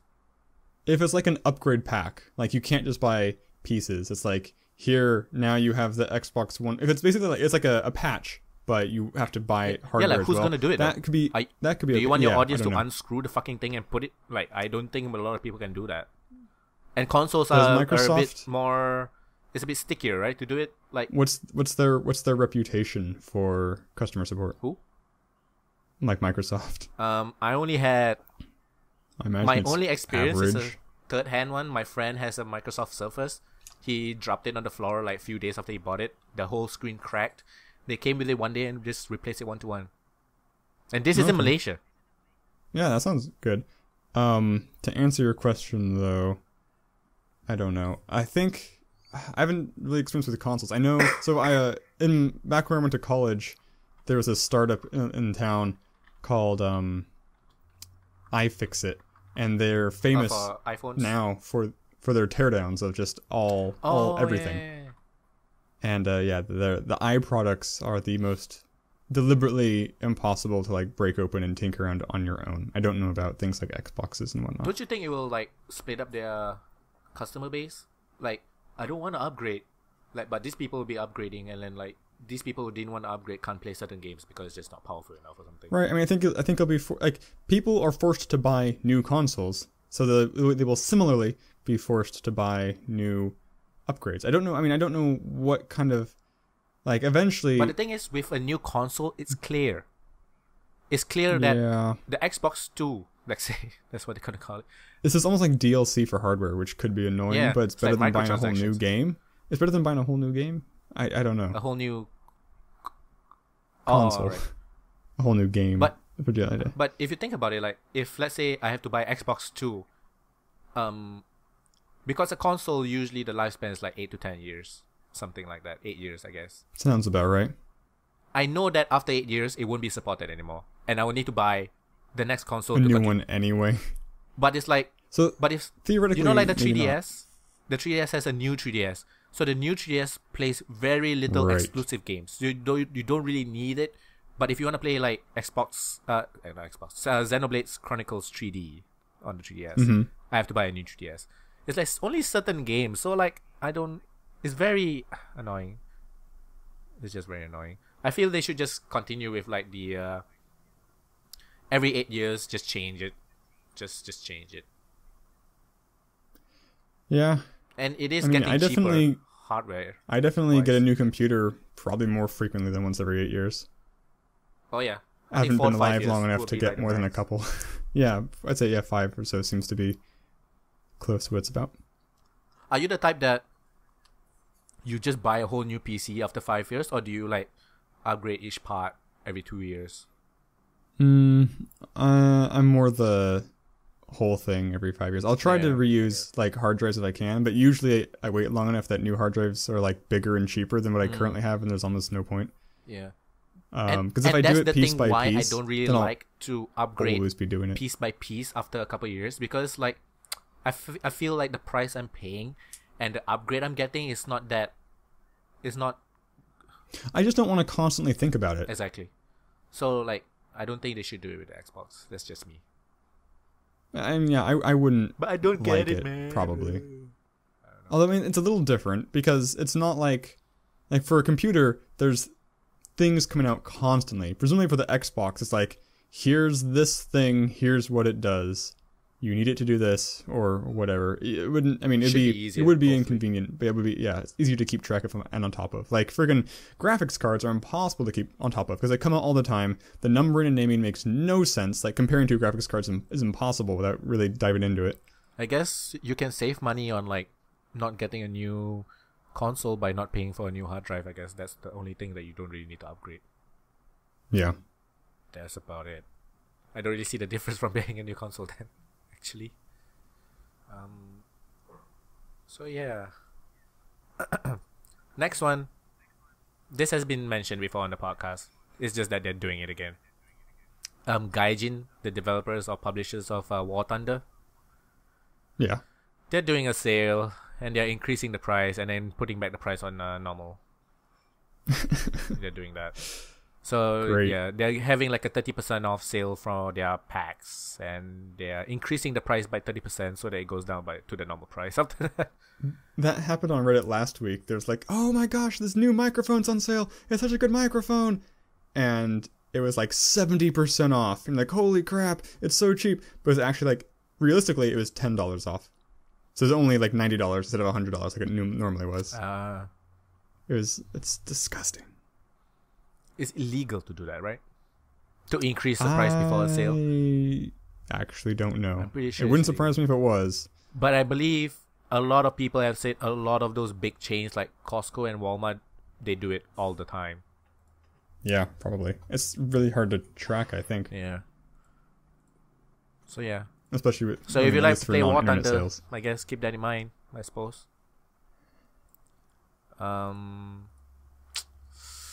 Since we were talking about Xbox, let's just continue with the Microsoft story, I guess. So, what's his name? Todd Sweeney, the Epic Games, the founder, co-founder. Tim Sweeney. Yes. He recently, I'm not sure if he was the one. Yes, he was the one that wrote this article on The Guardian. Microsoft wants to monopolize games development on PC. We must fight it. It's regarding the releasing of like Quantum Break and Gears of War on the Windows App Store. So what he meant by that is their new standard, the UWP initiative, Universal Windows Platform, is I've heard about this. So this UWP, it's what is it, a framework? It's to replace Win32, is it? I don't actually know what it is. I was trying to look into it. Actually, right before this podcast, I just heard about it, but I didn't get far. Yeah, so it seems it's like a platform thing. So it seems it's a closed platform where you can't there's a lot of things that is blocked from the consumer, and you can only get it from the Windows App Store. And Microsoft is trying to push developers to use the UWP. So if you use the UWP, you can't there's a lot of freedom taken away. So that's the story that came out. But then Phil Spencer answered. So I'm just gonna read the series of tweets he did. Okay. So Phil Spencer said, Windows has always been an open ecosystem, welcoming the contributions of hardware and software partners, and will always continue to be. UWP is a fully open ecosystem available to every developer and can be supported by any store. Broad range of tools. And then he put up a link. We will discuss our next steps with the Universal Windows Platform at //bill later this month. I guess it's a conference of some sort for developers. And then Tim Sweeney said, I like the sound of this and look forward to thorough technical details on UWP's planned openness at Bill. So yeah. So it's the non-story? I don't know. I don't know. I need to dive more into the technicals. I wouldn't want to be forced to use Windows 10, that's for certain. Totally, yes. I do want to try out Gears of War. I've never tried it before, but I don't want to get Windows 10 just to try. But isn't forcing people to use Windows 10 the same as console exclusives? Isn't it? Kinda, yeah. It's an OS exclusive. And I also don't want to go to Windows 10 because I heard some of the older games are not supported well on Windows 10. Right. That seems to be a problem with things. I don't know.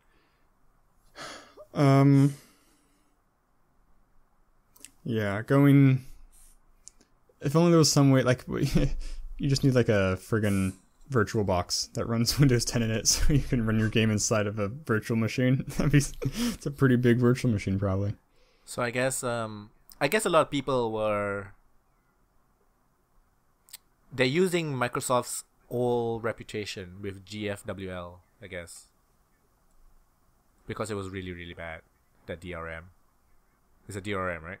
I believe it's a DRM. I don't know. I guess it's a platform DRM things together, and it was really bad. So maybe everybody was cautious, I guess. That could be. But I mean, this is motivated not by a usability thing. It is motivated by profitability. By a money thing, yeah. But no company actually... But there's no actual 100% open source when it comes to these big companies. It's not really. But I don't want it to be like forcing me to use Windows 10 though. Right. So hopefully, what's his name? What's his name? Phil Spencer. I already forgot. Yeah. Hopefully he's telling the truth. But I don't think it'll affect a lot of people because it's Windows 10. I don't know. Alright. That's a big one, I guess, but it's almost a non-story because he just came out and said, no, it's not. It's not true. I guess a big one will be the Spintires one. Oh, yeah. Holy fuck. Shit. So, Spintires is a... What kind of a game is it on Steam? It's like a truck simulator, but it's I think it's mostly like a physics simulator for vehicles in mud. Oh. Is there any... Just driving around, that's it. My exposure to it has been I've only seen people driving around having fun. Like, I mean, it's the vehicles can interact. Like, you can have a car with a tow cable so you can try and tow each other out of the mud, whatever. But, I mean, I haven't seen any, like, gameplay. You know, a bit like farming simulator or that kind of thing. So, it's actually a pretty popular game. It has very positive reviews on Steam. It's got very good graphics. It has co-op. Yes, Interesting. it does. So it's like an off-road vehicle simulator and a physics simulator. So it's actually pretty popular. Quite a lot of people bought this game, and it's how much is it? $30 on Steam? I believe it's $30. Yes, it's EA, right? It's constantly having features added. So no, last time I saw it, no longer EA. But it's done. It's a Dunzo game. I guess so, but it's Steam Workshop compatible. Okay. It has like Spintires editor or whatever, and then you can create mods. I'm assuming there's probably like challenges, like try and navigate this route. Yeah. So, so what happened was consumers found out that the developer, his name is Pavel, they're Russians. He put in a time bomb into the files of the game. The time bomb, what does it do? It crashes your game and makes it unplayable. So the reason why he did it, allegedly, is because the publisher is not very... This is conjecture, right? Yes. Oh, yes. It's not... Allegedly. We don't know it for 100... Yeah. So, but he actually came out and said something, so I'm going to say that later. Okay. It's because the publisher, I guess, ripped him off or something. It's either he's not happy with the contract or they didn't pay him what he was promised. I remember reading one of the comments saying this Redditor, he actually knew some of the people from the publishers, and they said they are basically assholes, even from back then. So it's not gonna be totally surprising if all this is true, lah, I guess. Yeah. Okay. So he actually came out and claimed he did not sabotage his own game, and stated that buggy time-related piracy illegal. Checks in the game are responsible for the persistent crashes some players have alleged were deliberate sabotage attempts. Interesting. So they also came up with a Steam community post. First, we apologize for the recent issue causing crashing of Spintires and the delay in resolving this. We are pleased to say we have now released a fix. Next few days, we will release a full and frank statement regarding the cause of the problem and how we plan to avoid this happening again. So I'm guessing this one's from the publisher, and the Gamma Sutra one is from the dev. So, basically, yeah. Really shitty move though, because the victims are just the consumers that bought your game. Yeah. Holy shit. Yeah. And even if this turned out to be not true, like the dev is not gonna, wasn't the one responsible for it, I don't think his reputation will be any much better. Yeah, there were better ways to do it. Even if it's not true. If it was a thing he did, if he did it. Even if it came out like he didn't do it, like, I think some people will be skeptical. That's true. But if he really did it, geez, nobody's gonna work with you again. Even though you're technically in the right because you owed money or whatever, I don't think people will work with you or buy your games. Yeah. It's a trust issue now. Yeah, it's a trust issue. So, one of the players actually came up with a fix before the company did, so that's kind of dumb. Yeah. So yeah, it's really shitty, man. Even EA doesn't do this kind of shit. Sure. Hopefully, what? Hopefully the patch fixed everything. Hopefully. So I'm out. I'm totally out. Nothing else interesting for me. That was the news. What did I read anything new? I felt like I read something cool. I already said the Rachel Bloom thing was cool.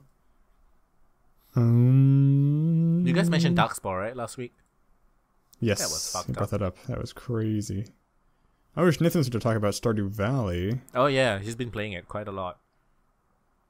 He's probably playing it right now, motherfucker is not. Yeah. Overwhelmingly positive reviews. I just we didn't mention this is a bit of a tangent. We didn't mention Ghostbusters trailer. I didn't watch it. How was it? Okay. I didn't want to watch it, but I did against my better judgment. So what? Why? I don't normally watch trailers at all. I usually avoid trailers. Like I never saw. You mean it's a not Deadpool because trailer. you're sexist or that or no? Right. No. Before the trailer, I was really looking forward to the movie. Now I'm less looking forward to it. I will definitely still see it. Why? In theaters. But the opening of the trailer has a scene which is, I think, pretty good. It's an homage to the first Ghostbusters movie, while also still having some of the humor that we've come to associate with the likes of Kristen Wiig and Melissa McCarthy, which is not the best humor, but it's funny enough. I like it. It's cool to see that scene that melded. They're both in very Bridesmaids, right? Brides. Yes, it's very. That scene is very bridesmaidsy humor. Okay. While still being. So I'll just tell you, it's the first few seconds of the trailer. The first few seconds of the trailer show the librarian ghost from Ghostbusters 1. No, I mean, probably not the same ghost, but same idea. Slime? No, it's in Ghostbusters 1, the first scene takes place in a library, and there's like a ghost like looking through some paper, and they get close to her, and she goes like shh, and they keep like bothering her, and she like makes like a really scary face, and they run out of there. So this is an homage to that scene where you have a librarian ghost, and she just pukes ectoplasm all over Kristen Wiig, and that's mildly funny. That's cool. I mean, I'll accept it. That's great. The thing there's two things that upset me later on in the trailer. There's a scene where Melissa McCarthy gets possessed by a ghost, and there's a scene where she gets slapped. By who? By the what's her name? She's on SNL. She's got the crazy hair. Kate McKinnon. Kate McKinnon's Leslie Jones. Leslie Jones. Is it Leslie Jones? Is it a black woman? There's only like one black person here. There's two on SNL. The black one from the black Ghostbusters, nice one. though. The black one. God dang it. I feel I feel really bad. But anyway, so she is slapping her, and the first slap knocks the ghost out. So the second slap is slapping an unpossessed Melissa McCarthy. It's supposed to be a funny scene, right? It's supposed to be funny, and that to me is not funny at all. It's really predictable and dumb. But most of these kind of movies tend to be kind of predictable, right? Yeah, I guess that's true. They gotta be safe. They're not breaking any new grounds, I would say. Yeah, and so then the other thing that really bothered me, and this is a little social justice warrior of me, but you have the three white women, and they're all scientists and professors and whatnot. And the black one? And then you have the black woman, and she's like, I need to join your team because I know the street. She's like, oh, fuck off. Okay, it's like, just to be so clear. Bad. Yeah. Personally, I hate those crazy Tumblr SJWs. The ones... Sure. Okay? So I hate that. But this, I agree. That's kind of fucked up. So the black hand. I'm going to look up her name, because she's funny on SNL. Leslie Jones, that's her name. I'm looking at the cast. Is Leslie Jones? You're 100% sure? Okay. Leslie Jones. She's kind of big, right? Yeah, she's very tall. Oh shit, she's 6 feet. Jeez. She's freaking big. I thought she was taller than that. She looks tall. Maybe everyone else is short. Because everybody else is short, yeah. Yeah, I guess so. Melissa McCarthy is pretty short. But I like her. She's Yes, definitely. I loved her in Gilmore Girls. I loved her in Gilmore Girls. I love Gilmore I like Girls. Chris. Shit. I So don't. good. I don't really care for her too much. She's okay. I don't have a problem with her. But I really like Kate McKinnon and Kristen Wiig a ton. I'm huge fans of them. It's cool that Sigourney Weaver. Yes, and Andy Garcia is in it.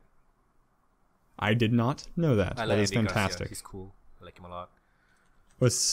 Who was he? So the tree. Wait, who was he in the other one? Was he the lawyer? What other one? What other one? Who was Andy Garcia? You mean which character he plays in Ghostbusters? Was he was he in a previous Ghostbusters? No, he's in this one. Okay, He plays a mayor in New York City. Sigourney Weaver was in the previous Ghostbusters, so I didn't know if. Oh, she's also in this one though. Okay, got it. So what was I saying? I don't know. About social justice warrioring. It's really fucked up. Yeah, a little bit. The black lady is the person that knows the streets. Seriously? It's a little on the nose, or heavy-handed. I don't know what the right adjective is. I guess if you want to go statistically, it's kinda makes sense. I guess, right? She works like a ticket taker in the subway. So are these women, their roles, are they supposed to mirror the 4 original guys or something? So who's the street guy in the original? Exactly. Well, so there's a black guy in the original lineup. I didn't know that he's more street than any of the rest of them. But he's black, yo. You have the one smart guy. You have the kind of the leadery, optimistic guy, and then you have the kind of cynical Bill Murray guy. I'm not sure. So in the trailer, you have the black one. That's her defining characteristic. Is they're black, the black character. You have the scientist nerdy one, in this case Kate McKinnon, and then I'm not sure which one's Bill Murray or Dan Aykroyd between Kristen Wiig and Melissa McCarthy. It's hard to tell. I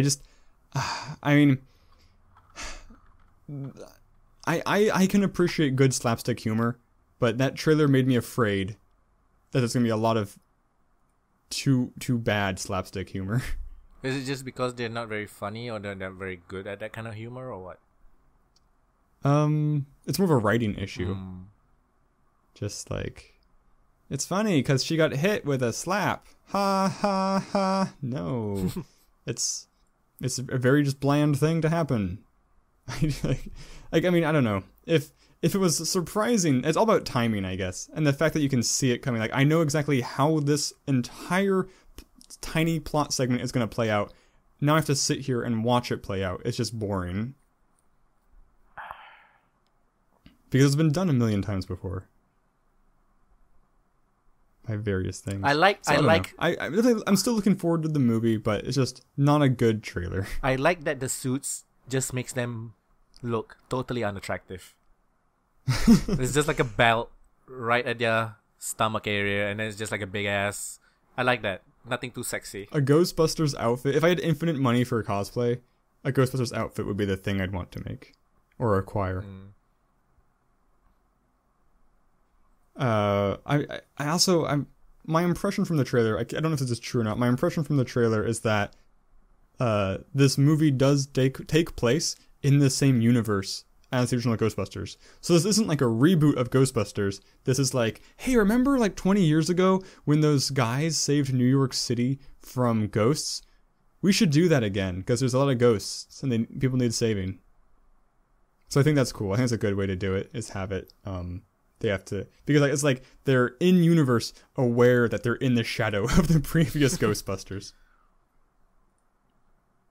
And the ghost effects looked good. Do you think we're overthinking it with the Leslie Jones? Possibly. Very possibly. Like, it's a race issue if we make it a race issue kind of thing. Yeah, right. Like, are we racist for even putting those two things together? Probably. Everyone's a little bit racist. Oh, yeah. No. That's how that song goes. And it's true. Everybody's racist. The ones that most... we talked about this last week. Do we want to talk about... Let's get to the religion again. The ones that most racist are usually the one that says they're not racist. Yeah. Oh, I am interested because I do love Ghostbusters. I do want to watch the movie though. Love Ghostbusters. I wonder if there's going to be a remix of the... I wonder what they're going to use for like their song, what they're going to do. Because to me, like one of the death knells of a movie is when it uses pop songs, I guess poorly. I don't know how to say. A good example would be in the Lorax movie, which, the new one, which had a lot of current songs in it. And that just really dates it in a bad way, I think. Like, you can't watch it later, because if you watch the movie later, you're like, oh, look at these quaint songs from 6 years ago that just aren't good anymore, because they're pop songs, which don't age well, generally speaking. There are exceptions, I suppose. So, yeah, anything else interesting you saw this week? I read a good book, or a good audio. I'm reading a book, but I'm listening to I finished an audiobook called, I don't remember what it's called, but basically I bought it because it seemed like poor man's Hellboy. Basically, Frankenstein's monster works for the United States government, defeating supernatural enemies. It was okay. It was exactly what I expected. It wasn't the best thing ever, but it was still pretty cool. Had some good twists on the story, and it made me think of a really good pun. I don't know how to phrase it right, but like Benjamin Frankenstein, like Benjamin Franklin, when he flies that kite with the key with electricity, it's so he can recharge himself. Oh, that'd be good. That's my clever mashup. That's interesting. Benjamin Frankenstein. I made that up. That's why it's bad. All right. It's not in the book. I mean, in the book there is a scene, a flashback where Frankenstein monster, who in the book is called Franks, is talking to Benjamin Franklin. But it's very brief and not that You mentioned stupid. something interesting. The Ghost in the Shell movie. Yeah. Oh yeah, Beat Takeshi. It's a movie about a Japanese anime and mostly played by white people. Yeah, that's stupid. Scarlett Johansson gonna play. I'm gonna read her name. Scarlett Johansson, you cannot get any whiter than her, is gonna play Motoko Kusanagi. Do you watch Kusanagi? Do you watch John Oliver's show? The Donald Trump one? Donald Trump? No, he had one a week ago about the whitewashing of Hollywood. Oh man, where you have white people playing, like, you know, Jake Gyllenhaal playing a Persian motherfucker. Yeah, or like Christian Bale and some Australian guy gay playing white man people plays in the 10 gay white Commandments. man plays Muslim Persian guy. Totally makes I sense. didn't know Jake Gyllenhaal was gay. Oh no, because of Brokeback Mountain. I'm just kidding. oh, got it. Yeah. He took in the ass like a champion, I guess. I haven't seen that movie, but I read the book. Is he the fucker or the fucky? I'm not too sure. I don't know which one he played. I don't remember the role. The book also doesn't really go into detail. Oh well. I was reading a Huffington Post news story. Okay, it's not news, like a feature. I generally don't like to read Huffington because they're just over SJW for me. But this one, kind of agree. They listed down like the top 10 worst like yellow face, blackface thing that's happened in Hollywood. There's actually an actor that played a Japanese landlord in like a 1960s movie. Okay. They taped his eyes so that it looks slanty. I think I've seen that probably. Holy shit, that's racist as fuck. Funny, but it's racist as fuck. In the 60s, people, I don't know, it was just a different time. People didn't realize or something. And the blackface and is the normal thing back then. Right, of course. But we like to Native Americans. We like to look back and laugh at those idiots. It's normal. It's like, it's dumb. Have you ever seen the old cartoon Disney Peter Pan? The original Peter Pan? Yes. I probably have, but I don't really remember it that well. There's a song in it which is so racist. I guess the most racist thing I've seen in a Disney thing, but it's also a really catchy song. The name of the song is What Makes the Red Man Red. What? Referring to Native American Indians. Right. Savages. Actually, because like in Pocahontas you have the Savages song, but it's contextually makes sense, I suppose. Because you got racist characters playing it. Here it's supposed to be like a lighthearted, fun song about what makes the red man red, and it's cringeworthy now. Somebody made that comment though, like, it makes sense financially to cast white actors because they're the ones gonna be spending the most money to watch all this stuff. Is that true? It's the most. Maybe. Like Asian Americans, like take up what 5-10% of the population of you guys, and like. But I mean, African Americans like 10% as well, I believe. Yeah, but that's not a good enough reason. Oh, it's not a good reason, but it's a reason. It's not. It's definitely not a good reason. Yeah, it is the reason they trot out. I'm trying to remember. There's some other thing coming out that had that problem. I don't remember. But it's too bad that I didn't look at the rest of the cast. I only knew about the Ghost in the Shell movie because Takeshi is blacks awesome. are 12%. Asians are 5%. That's about it. Latinos and Hispanics 16%. I haven't actually seen Ghost in the Shell. My girlfriend loves it. I've been. There's like Ghost in the Shell and Code Geass are two that I really need to see because everyone's. I really need to watch One Punch Man. Yeah. I hadn't watched Evangelion until like a couple of years ago. That's the one where the okay, don't spoil it. I think I know which one that is. The one with the big ass robot, right? Like the skinny agility mecha, right? That have like power cords trailing out of them. It's a really huge robot, right? Yeah. Nice. So yeah, Scarlett Johansson. Edited by children. Children, sort of like Warframe. Stupid children. Hey, spoilers. Nobody plays that game for story. Seriously. That's like when I'm looking for a mission on Earth, I try to refrain from mentioning the moon. They don't want to spoil it, right. But it really doesn't matter. It really doesn't. So yeah, anything else? I'm totally dry. I'm dry as fuck. We talked for a fair amount of time. Yeah. I don't think. So what are you looking forward to, or what? I named some games at the beginning. I need to play those. I also forgot to mention, like 1 week ago, a while ago, Endless Legend had free DLC, which is really cool. So I need to go check that out because that's one of my favorite 4A games that I haven't played much at all. So I'd like to play that. Probably not for my channel at all. Maybe I'll stream it. I don't know. I'll play it. Is the point. Other than that, I don't think there's any games. I'm not aware of any current like Steam games that are like coming out soon that I'm looking forward to. Just a bunch of AAA games you're looking at. Tomb Raider. None that I can recall right now. I don't know. What's coming up? Tomb Raider. Homefront. No, I don't care. I don't know Homefront. No Man's Sky. The Division. What's the?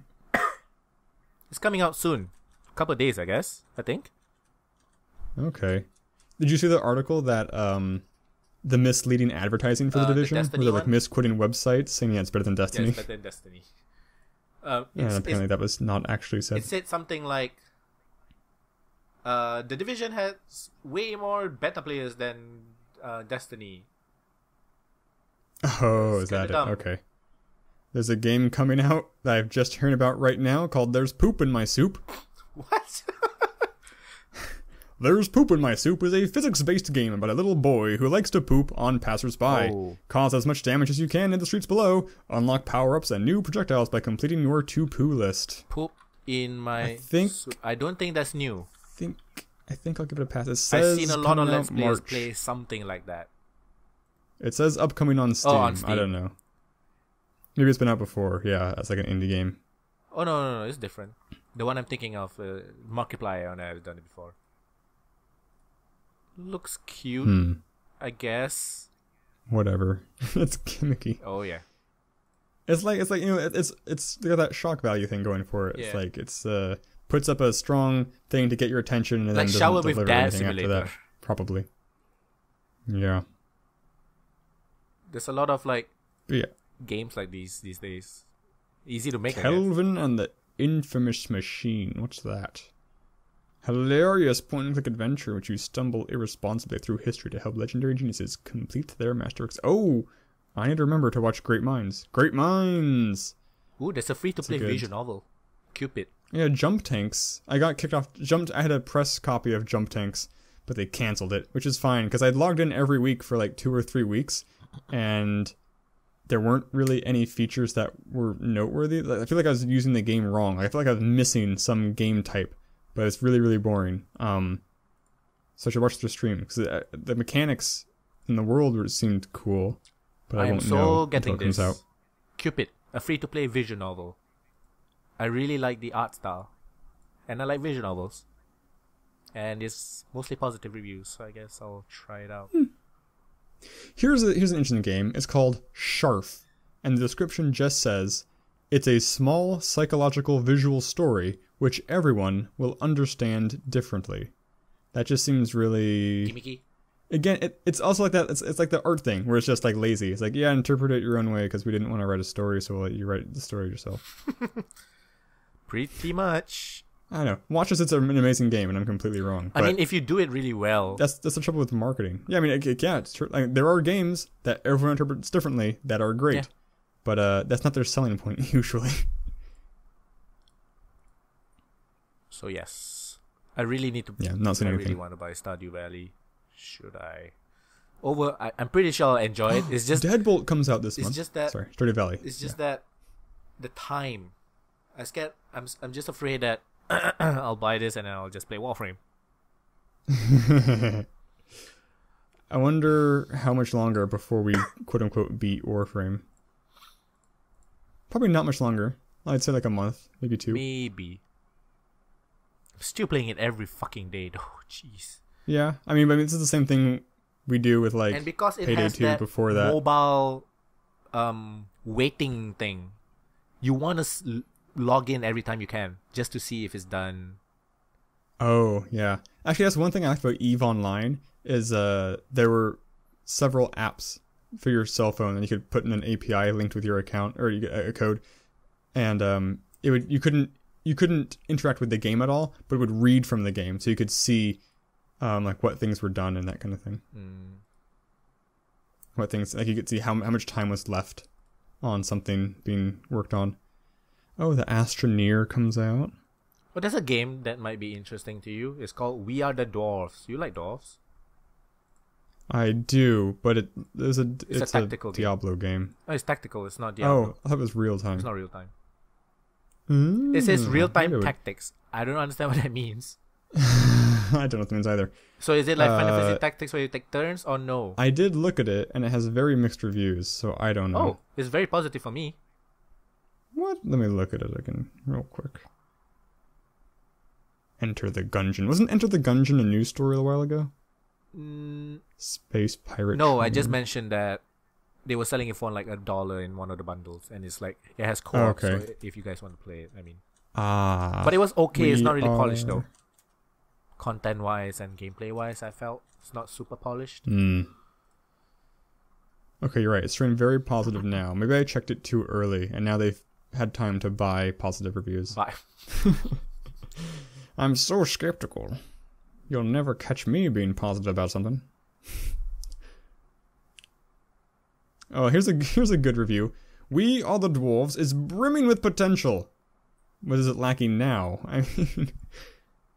I don't think you should review a game for its future promises. Yeah. That's you're saying it sucks now, but it looks like it'll be good. And that is what Street Fighter V is being reviewed.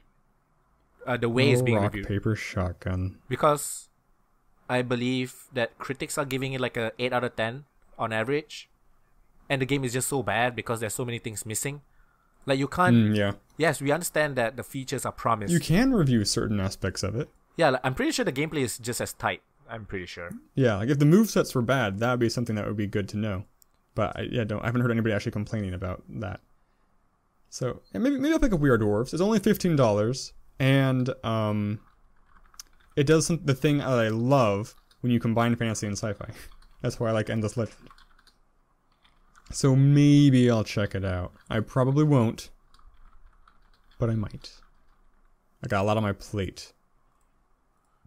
Yeah. I'll at least add it to my wish list. It's like a 62 on Metacritic. I'm not sure what that means. I never look at Metacritic because I don't know how that compares to other games I have. Is it an RPG? It's a tactical adventure, so it's not like a roguelike. I don't know. Which one are you talking about? We Are the Dwarves. Does it have co-op? No. User scores are pretty high, but again, those can be bought because it's user scores. Yeah. I'm pretty sure it can be manipulated. I don't know if I feel like user scores are generally biased positive or generally biased negative. I feel like they're usually biased negative, except when the developer gives out a bunch of free keys. But I don't know. So yeah,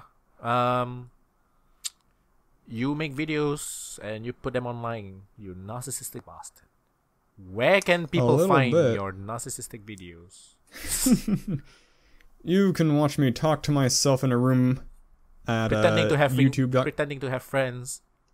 Pretending I have friends. It's actually really funny. Like, my boss was asking me, he gave me some mock-ups of a logo for our startup. Right. And he was asking me to, like, send it to my friends for feedback. It's like, I don't... Have friends? I don't really have any friends that I, like, know my real name and... like, know my job that I don't want to let you know. I don't really have anybody to give this to. Go out, have dinner with people? Not since I moved. I haven't made new friends yet. Oh, yeah. But it's just online. You can just send it over to, like, people you know, right? Yeah, I could do that. But, I don't know. It's weird to do to people who I don't, like, talk to every day anymore. Oh. I don't know. It's interesting. Right. There's a sad little glimpse at Foehamner's life. Make me feel happy by giving me a like or a subscribe. That'll fulfill my life, and everything will be for the better. But no, yeah, I do YouTube stuff at Foehamner. It's Mner. Yeah. I'm Pupunoob. I used to do YouTube stuff. I'm trying to get back into it. But Warframe, man, it's so... I don't think it's just Warframe. We should just figure out a way to contentize Warframe. Recently, there's a... stream it or something. What's his name? The guy that did David Redden, is that his name? The Beginner's Guide? I don't know that name or who did Beginner's Guide. I'm pretty sure it's David Redden, the Beginner's Guide. Okay. He streamed playing Spelunky while watching somebody else streaming playing Beginner's Guide. So his video feed is like him playing Spelunky in a small screen, and then on the background is two people's stream of playing Beginner's Guide. Why would people watch that? I don't know. Because it's art. You just don't get it, man. You just...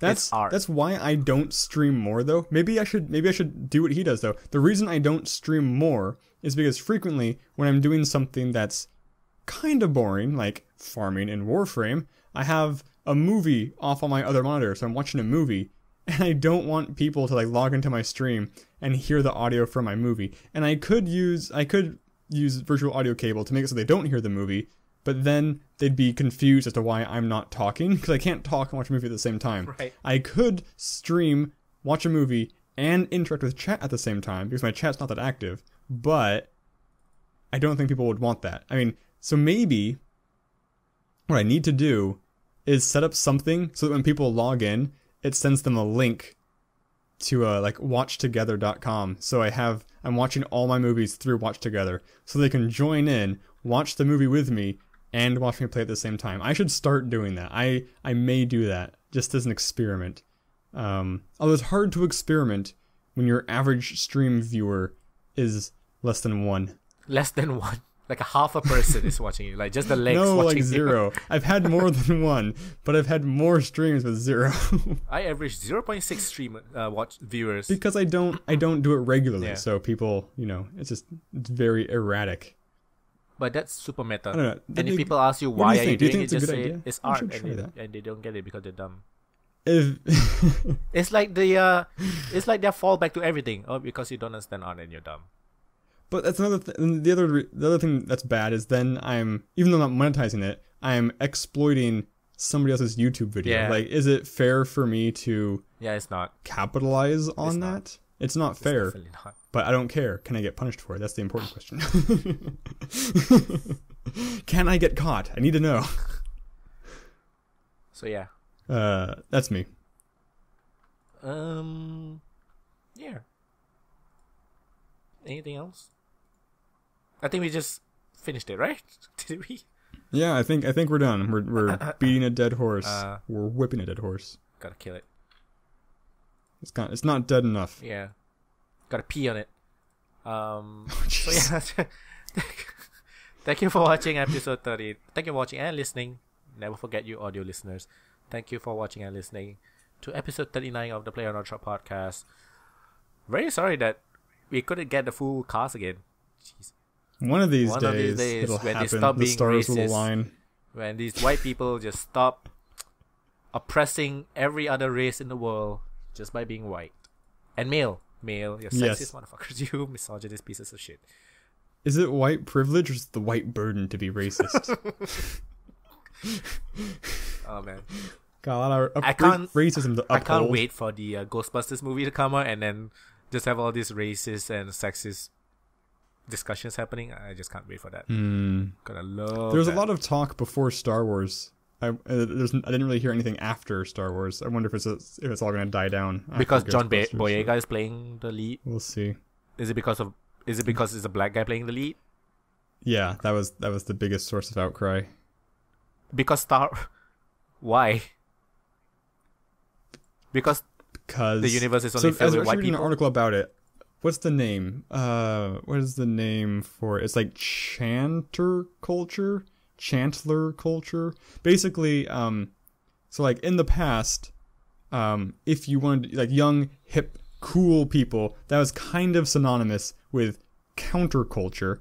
And because in the past, the culture was, more racist than it is now. So to be counterculture, that kind of meant you're pro gay rights, you're pro equality, you're pro all these things. Now, those things are kind of mainstream. So to be counterculture, some idiots are being super racist and conservative and, terrible people. Right.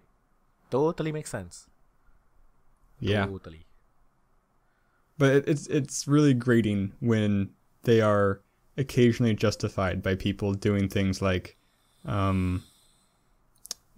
saying,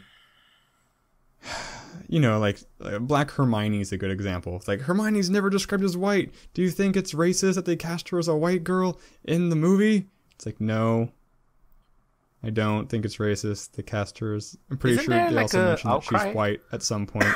Recently for that spin-off Harry Potter movie? Outcry about what? Some race thing or something. Just that it exists? Oh, no, I hadn't heard that. I don't remember. Or maybe it's another movie. Maybe. Wait, did the movie come out already? Oh, no. I don't know. They probably announced like a cast member or something. I don't know. That could be. I did hear that I think I told you this a few weeks ago, that maybe last week when you weren't here. So there's forever been rumors that they're making Stephen King's The Dark Tower in some form or another. No, sorry. It was Stephen King's Dark Tower. That was what I was thinking. So Idris Elba as Roland. Yeah. I didn't hear any people said about that for two reasons. One, because it's probably not going to happen, and two, because I didn't follow up on the story. So I'm sure there was outcry from the small people who believed it's actually going to get made. But, The Dark Tower is never going to get made. Something's always going to happen. I thought Stephen King tweeted saying it is going to be made. Maybe. I don't know. It's like Pacific Rim 2. Oh, man, Pacific Rim. It's not going to happen. I know. I refuse to let myself hope because it'll hurt too much. That'll never happen. But I hope it happens so much. Should people read the book first before watching the movie?